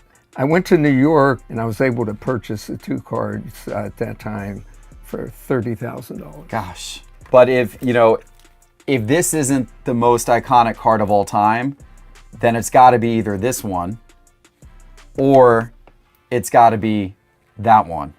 Absolutely. What an incredible selection of cards. Now, of course, my audience right now is probably screaming, Joel, why is this not graded? Well, we have so many cards. We have over 1 million items in our collection, and we have hundreds of thousands of cards. At this moment, we have so much in the collection that it's just overwhelming. Yeah, understood. But they're real. It's real. It's a real 52 Mantle. It's a real 86 Jordan as well, and these cards are in amazing condition. But it doesn't stop there. You've got a deep collection. You've got, look at this, Ricky Henderson autograph rookie card. You've got Roberto Clemente's rookie card as well. Jackie Robinson. You've got all kinds of amazing cards in here. Unbelievable. Oh, here's one of my favorites. Play ball Grover Cleveland Alexander signed card. Signed by Grover Cleveland Alexander. And that's amazing. We also have a Frank Chance from the T206 series signed card. Gosh. I love the signed cards, and yes. we've got thousands of them. Incredible. Wow. A card from 1909 autographed by Fred Chance, the player on the card. Very rare. Unbelievable pieces. This is a treat. And you've got more and more cases of cards, but you've also got cases of memorabilia beyond imagination.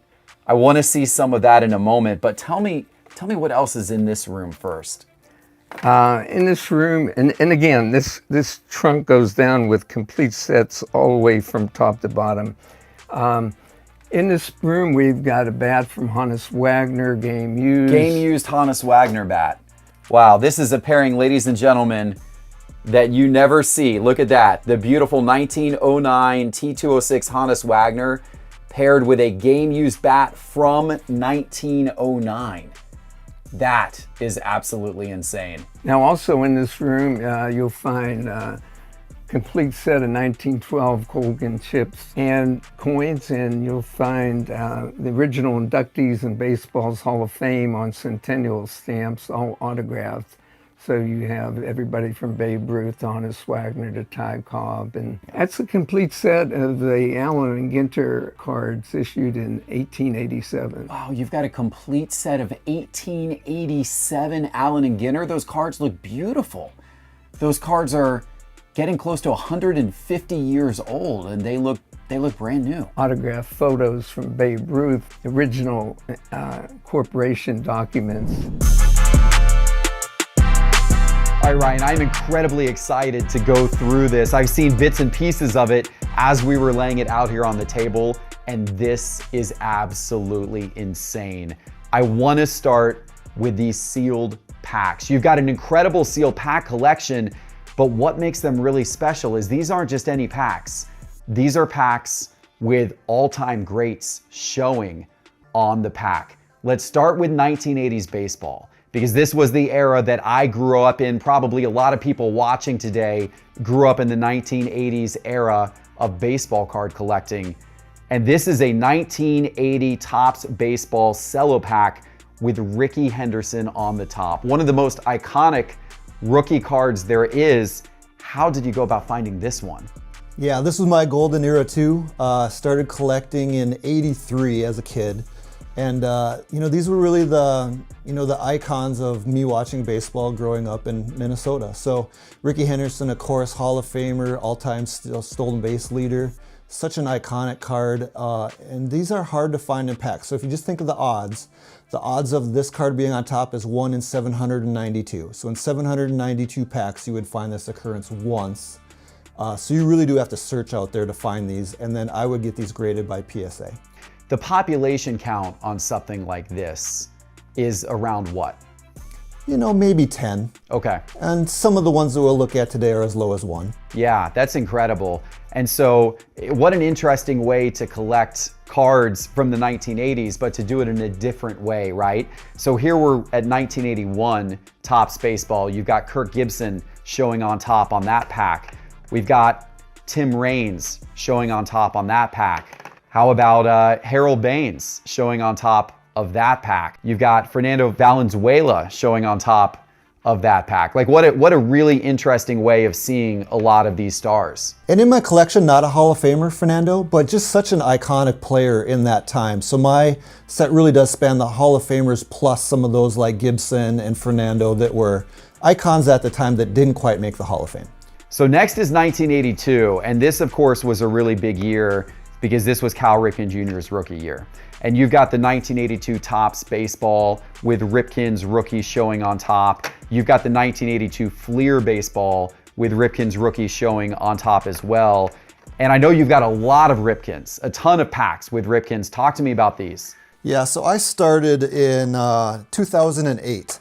And I would buy up every one of these packs for about $40, $45 that I could. And then I would send them into grading. So I sent in probably 60 packs across the 3 different manufacturers. This one came back at 10. So again, super rare to have a perfect pack with him showing on top. But yes, I have over 50 of these packs in my collection. Wow. Do you consider these to be a strong investment because of the uniqueness of these items? Yes, I like to think of investments, strong investments as rarity. So I equate the rarity to that. So very few packs. Immediately when it went from a, ungraded pack to a PSA 10, it went from $45 to $450. And that was on day one. And again, over time, these are rare. There's not a lot of them that get added to the population. So the value of this has increased a lot over the last 15 years. Yeah, and that's interesting because, the 80s are considered a junk wax era, right? Overproduction. So how do you take an era where there was so much overproduction, but then get really unique, rare items from it? This is a brilliant way to do it. And a lot of these packs were opened. So they're rare in the fact that most kids just rip these and they don't save them. You really also need that intestinal fortitude not to want to open these packs and preserve them and then get them graded. Yeah, fascinating. All right, let's go to 1983. So we've got 1983 Fleer. We've got Ryan Sandberg on top. So you've got Ryan Sandberg's rookie year here. Here's the 1983 Topps with Ryan Sandberg on top as well. We've got 1983 tops with Tony Gwynn on top. What's the grade on that one, Jeff? Incredible. That is a PSA 10. Those are rare, super rare, and one of the best rookie classes ever, 83 with Boggs, Lincoln, and Sandberg, of course. Unbelievable. And then we've got the Tony Gwynn on an 83 Fleer pack, also in a PSA 10. You just mentioned Wade Boggs. We've got Wade Boggs here on an 83 Fleer pack in a PSA 10 as well as a Topps pack with Wade Boggs in a PSA 10. Just incredible. It's a lot of 10s, Jeff. It's a lot of 10s. And as you said, packs are actually difficult to get good grades on, so it's amazing. Let's move to 1984. This is getting into the era when I started to, show some interest in cards. The 1984 Fleer Baseball, Darryl Strawberry's rookie card on top in a PSA 10. And then you've got the iconic 1984 Topps Baseball, Don Mattingly on top, one of the iconic rookie cards from the 80s, PSA 10 on that pack as well. Incredible. And again, 2 non-Hall of Famers, but how could you have a complete 80s collection without Strawberry and Mattingly? Oh, you must have it, must have it.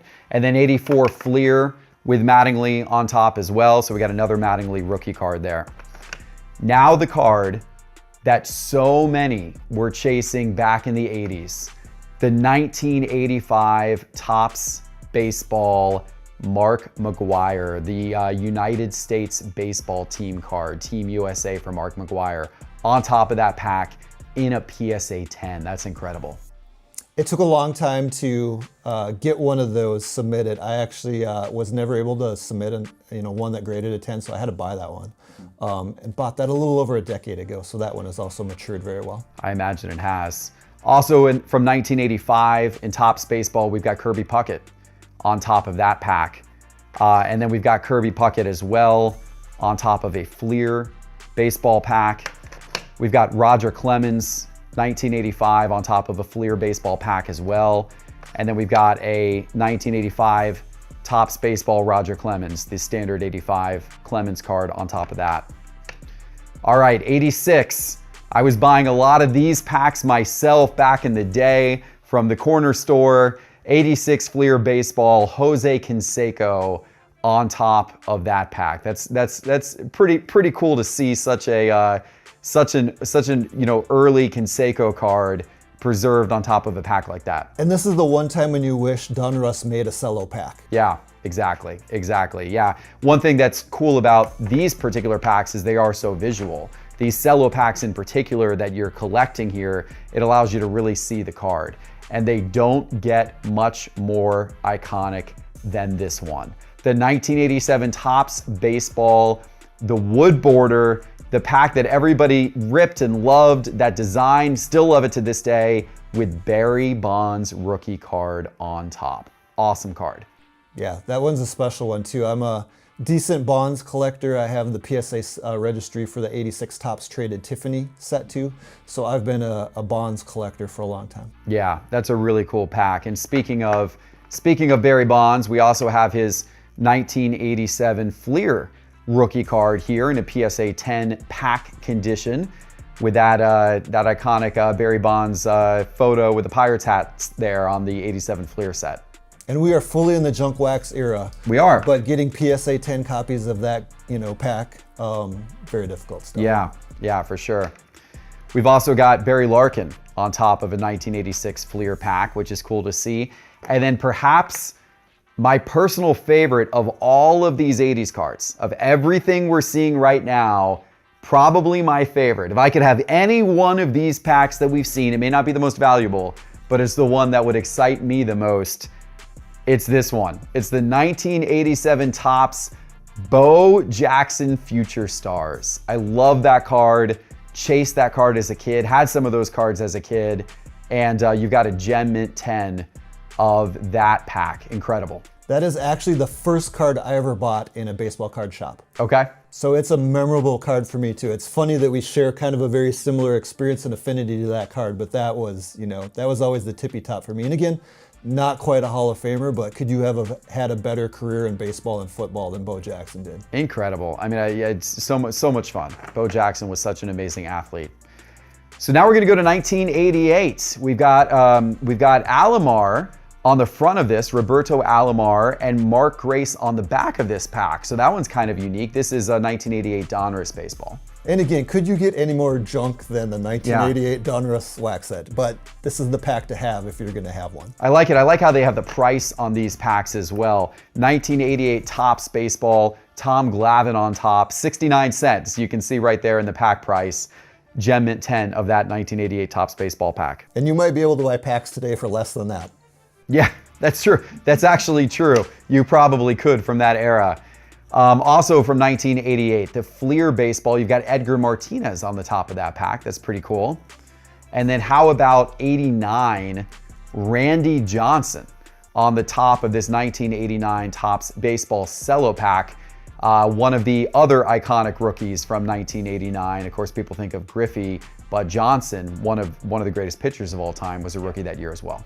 And such a great set. And I also own a pack that has the Ripken FF on the back, but they don't consider 89 as rookie. They consider 88 as rookie, but there's no, again, the most iconic card doesn't qualify for my rookies on top or back set. Interesting. Because it's not quite as rookie card. Yeah, interesting, interesting. Well, Ken Griffey Jr., this one certainly does qualify as an iconic rookie. The 1989 Fleer baseball, Ken Griffey Jr. showing on top of the pack, PSA 10. Really, really cool collectible right there. And then you referenced Bill Ripken, the error card, the FF error card. We can't say what it really says on the bat here on the channel, but of course, the most famous error card of all time, 1989 Fleer baseball, and it is on top of this pack. That is pretty amazing to see. Yep. So PSA doesn't let this pack be in the registry, but you can't keep it out of my collection. Oh, for sure. This is, I mean, absolutely iconic card, an absolutely iconic pack. Very, very cool. So speaking of the registry, you actually won an award for having all of these packs plus many others. We're just showing a part of your pack collection today. These are all packs with iconic players showing on the table. Talk to me about this PSA Set Registry Award that you won. Yeah, when I started my journey, I wanted to win one of the PSA Best of Registry Awards. So individual sets, like the baseball card set or a basketball set, can win that individual award. So I won about 170 of those. But then they announced the Best of Basketball set, the Best of Baseball set. And then for the Best of Unopened set, I won that about a decade ago for my basketball set collection. Wow, absolutely incredible. Let's see some of that collection right now. And we have to start with this. This is 1961 Fleer basketball. So an absolutely iconic, super, super old set. Of course, Wilt Chamberlain was the big chase card in 1961 Fleer basketball. You have two sealed packs with Wilt Chamberlain on the back. You can see it through the back of these packs. You can see the Wilt Chamberlain card back there. How did you find these, and how many of these actually still exist today?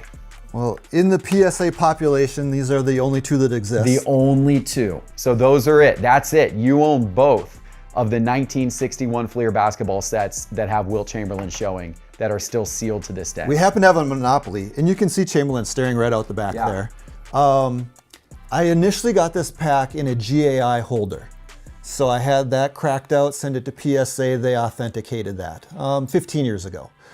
And then probably 5 years after that, another PSA graded pack, so that mine was a 6. That one, 7 came up for sale at an auction house.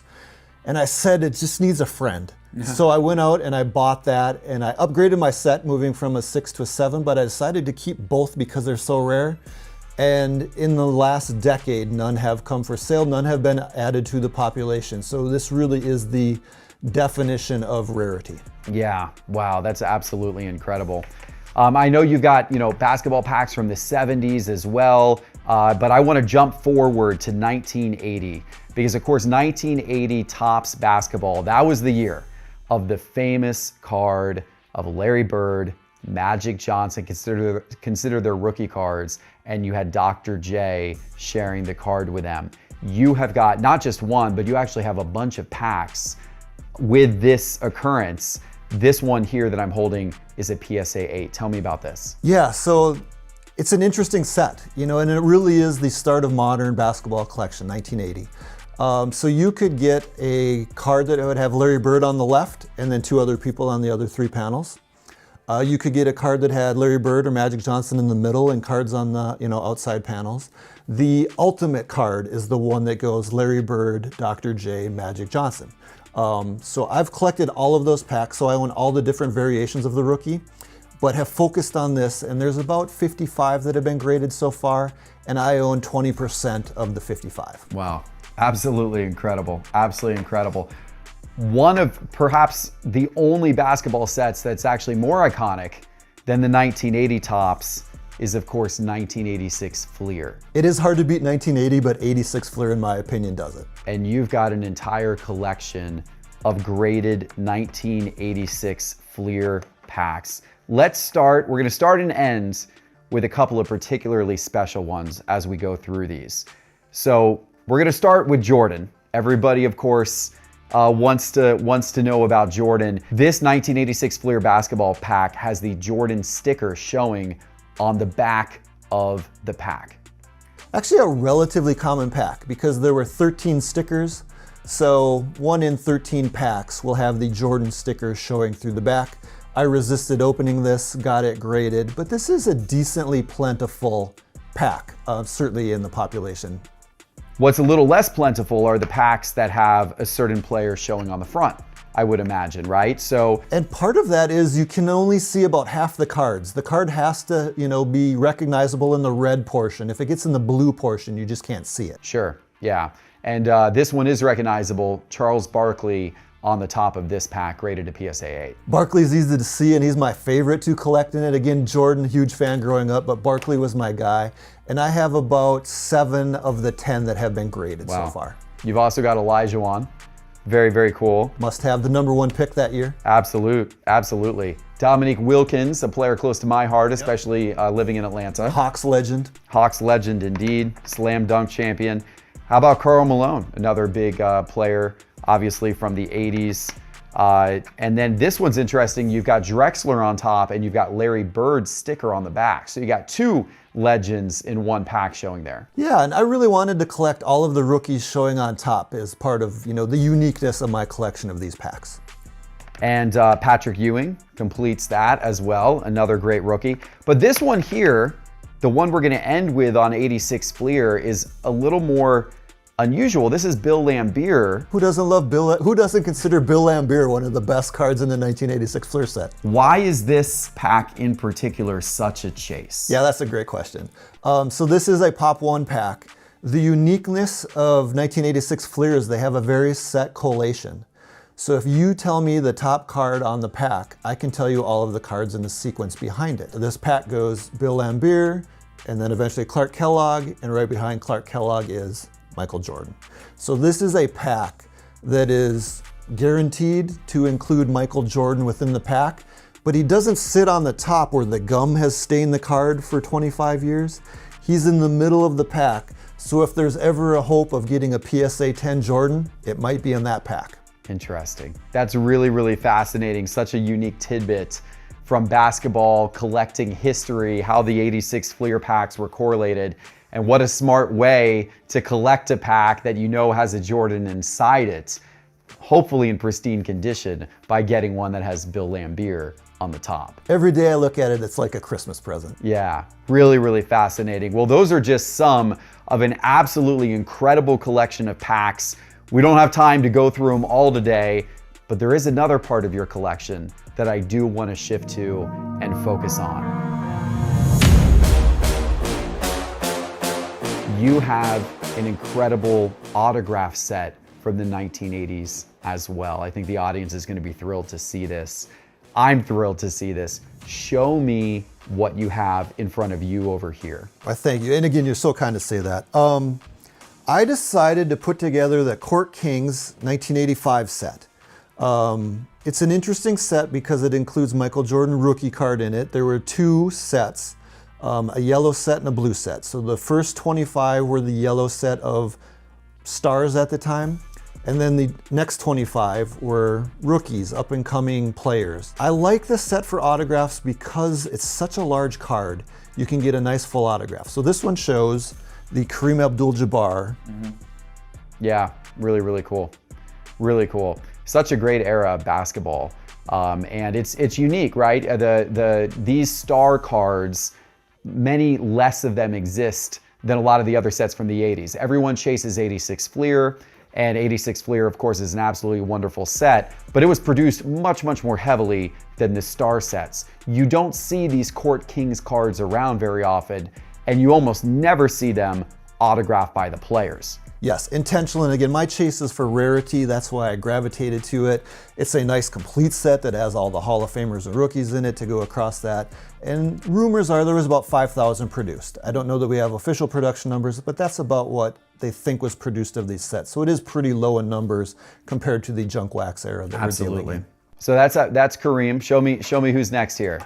Oh, this is one of my favorite. Dr. J, such a lovely signature on that thing. Good signature and a good photo too of him coming right off of a dunk. That's pretty cool. Again, another nice Hall of Famer, had an awesome college career. Yeah. Fell a little bit short in the pros, but did win a couple championships. So he was, battled through injuries and those kind of things, but nice big Bill Walton autograph. Really, really nice card there. I know you're gonna like that one a lot. I do. Look at Dominique Wilkins, Atlanta Hawks. I love that.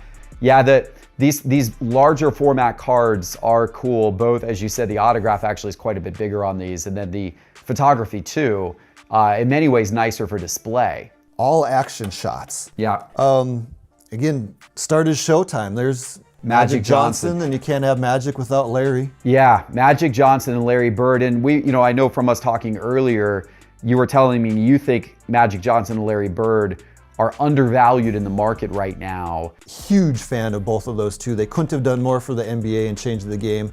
And, their autographs, you can get them, but they're decently rare and hard to come by these days. Yeah. So when we go from yellow to blue, we're going to that, next generation.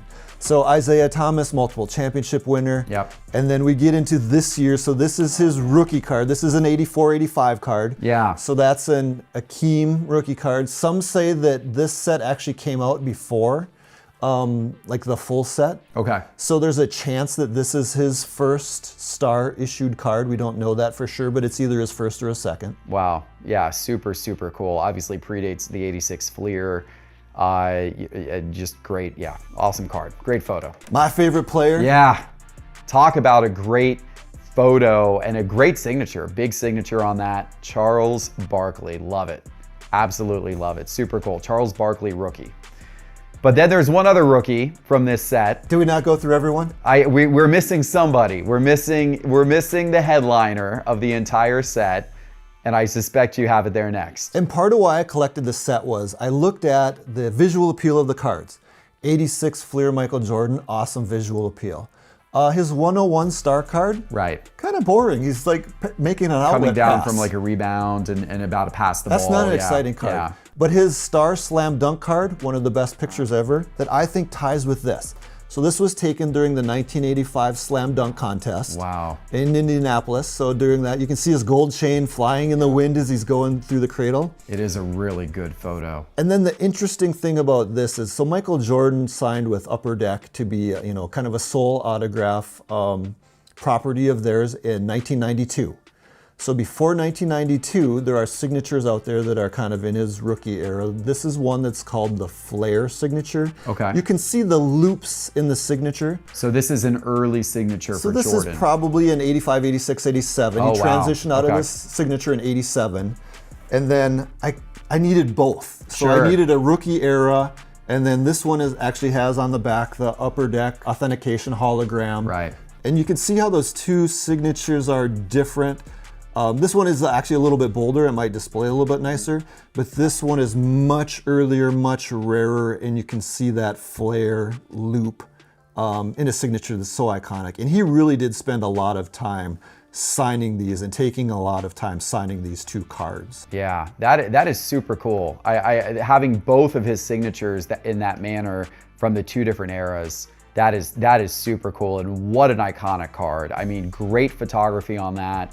That is just a really, really neat card. What a way to cap off, your collection of these signed star cards. And the really hunt exceptional. was fun. It took me 15 years to finish the set, Yeah. to track down all 50 autographs. And it's not always the high dollar players that you think of. Like some of these are just rare. A few of the folks have died. And I believe I bought the only 2 Michael Jordan signed court kings that were on auction and those kind of things that appeared in the last 15 years. Yeah, that's incredible. And you've got the whole set. There's 50 total, and we are not showing them all today, but they're all piled up here on the table.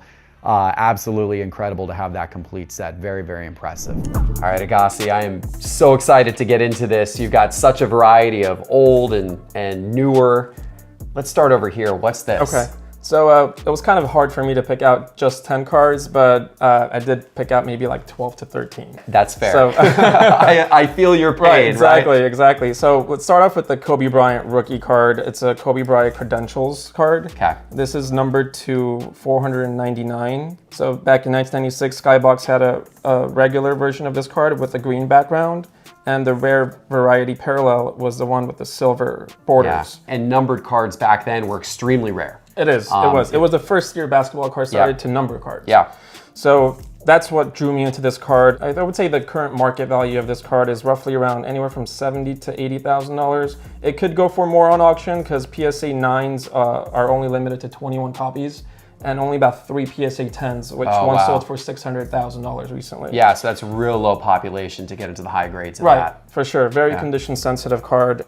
What's another interesting thing I have here is a sealed box, or case I should say, of where this card can come from. So this is a six box sealed hobby case. So not only do you have the card, but you actually have this sealed case. Correct. So you got a pretty major investment there in sealed wax. Absolutely. That's a rare box to find, and you've got an entire case of it. For sure. And only about 250 to 260 of these cards are even graded. So you never know, maybe there's one that's in here. Each box roughly is around $8,000 to $10,000, so there are 6 of them in here. Sealed box, I would say, demands a premium. So it may go for 60, 70, you never know when you put these on auction. You ever gonna rip it? I may if maybe one of these breakers, if they want to offer me something to break. Fair. What's next? So I chose a Jackie Robinson rookie card. Okay. So this is the 1948 Leaf Jackie Robinson card. And that's an absolutely iconic set, right? Iconic set. All these cards were actually in gum products, which makes it even more unique. Not many people thought about collecting it or preserving it. People used to like play with it, trade with it, throw it in the garbage. And to have a card like this, which is almost 100 years old, well preserved and a graded PSA 3 with beautiful color, beautiful eye appeal, is really scarce, and that's one thing I love about this. And here's something really interesting about that card, right? Like, so as the sports card market, as modern cards especially, have gone down a bit over the course of this year, some of the real iconic cards that continue to be heavily sought after, such as that, have actually been going up. Correct. And I just looked that card up in Market Movers. It's over the last 180 days, that card's up almost 13%. Wow. So even though the market has slid back some, that card's up 13% in terms of value. That's amazing. And it looks like you got a couple other Jackies there as well. I have one more Jackie Robinson, which I thought was pretty neat. It's called a 1948 Blue Tint. It's also a rookie card. It debuted Jackie Robinson. It was actually hand cut from this strip, which not many people know about. So it has this his Jackie Robinson portrait card, numbered to 36, and you can see it says rookie year. Very, very hard to find. It's not really well known in the collector market. I've never seen that one before. And never. It's really interesting how I came about it. I was at an estate sale, and it was a 2 elderly couple. Took me to their attic, and literally I found this just thrown in one of these boxes. So that's the dream scenario, right? That's like you go to the estate sale, you find this super rare old card and a Jackie Robinson to boot. You don't really see this on the market, but I would say it's around $5,000. Okay. And now we're moving to one of the most iconic cards of all time. One of the most iconic cards, which I recently acquired, is the Mickey Mantle 52 Tops. To have this in a well-preserved condition is very, very hard. Back in the 60s, they produced so many of them that they dumped it in the Hudson River. Cases full of these cards were just thrown away. The story behind when these cards are manufactured versus where we are now in this modern day, that's what draws me into collecting these cards. It's more like a connection to history. Yeah, such an iconic card. But we're switching over, it looks like, to some other iconic cards, going with the GOAT of basketball. The GOAT of basketball, Michael Jordan. So start off with the star card. I would say this is his true rookie card. Right. It was actually manufactured before his 86 Fleer card. What drew me into this is just the obscurity of it. The Star Company was very controversial when it first came out. It had some controversy behind reprints, counterfeiting. What I like about this one that's unique, I actually bought it in the original polyform bag it came in, but I actually opened the bag myself and got this card graded. And it came back in 8.5, which is amazing. It's a great grade for that type of card. It's a great grade, great card, and valued, I would say, around $50,000. We could go back. I have the same exact card that's autographed by Michael Jordan. Yeah. And this one was autographed during his flight school. Beautiful, bold autograph. 5.5, but if you look at the card, it's way better looking than 5.5, just because the corners were a little discolored. I think a recent value on this was about $35,000 to $40,000 for an authentic one that sold. And what is inside this case? The most iconic basketball card, is. I would say. It's the Michael Jordan Fleer 1986 rookie card. PSA 10. PSA 10 in a beautiful condition, very well centered. Many of these 10s now are like throughout the whole 318 population are not actually centered. Right. They had different grading standards back then.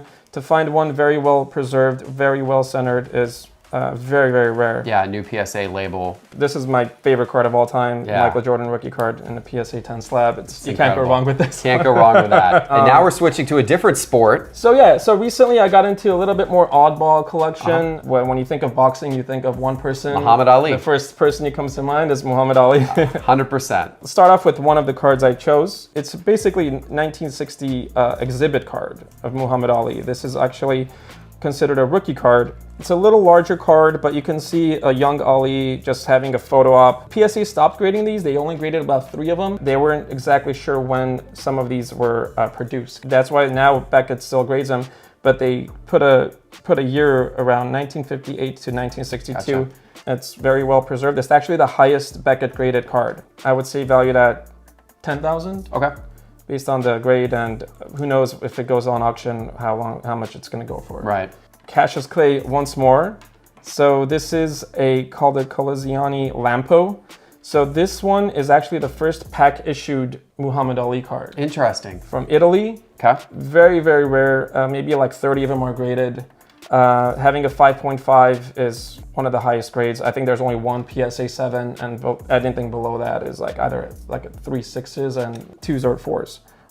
So this one is pretty much the Mickey Mantle of Muhammad Ali. You see his young image with the blue background. This one I would say valued about roughly $15,000 on the market. It could go for more on auction, but you never see him on the current auction, so you never know in today's market. Right. So this is one thing I love about Muhammad Ali. His cards are so enigmatic. It's very obscure, and most of them are coming from international countries, so like Spain, Italy, Argentina. You can't really find them here. This is called the 1964 Chocolate Simon card. Very expressive. Very expressive. This is where he won against Sonny Liston. Okay. And this is where this image is taken from. An iconic fight. Yeah. Very iconic fight.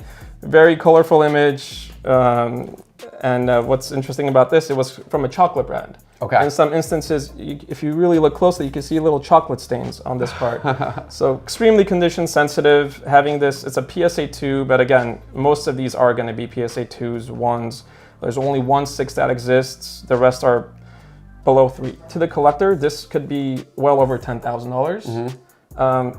In this condition and with this eye appeal, it could go for more. Speaking of cut or uncut cards, you have the iconic 1960 Hammett's Journal card.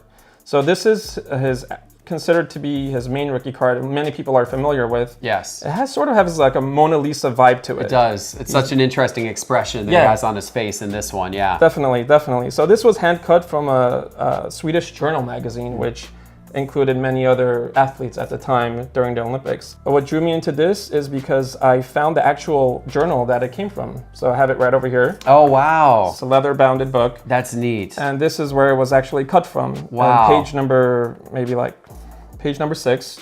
This was literally cut myself, and I got it graded. It came back to be a 3, but it looks way better to the naked eye. It does. The beautiful eye appeal on that Beautiful card. eye appeal. And then again, probably the most iconic Muhammad Ali card. Value-wise, roughly around 5,000 for the grade it's in.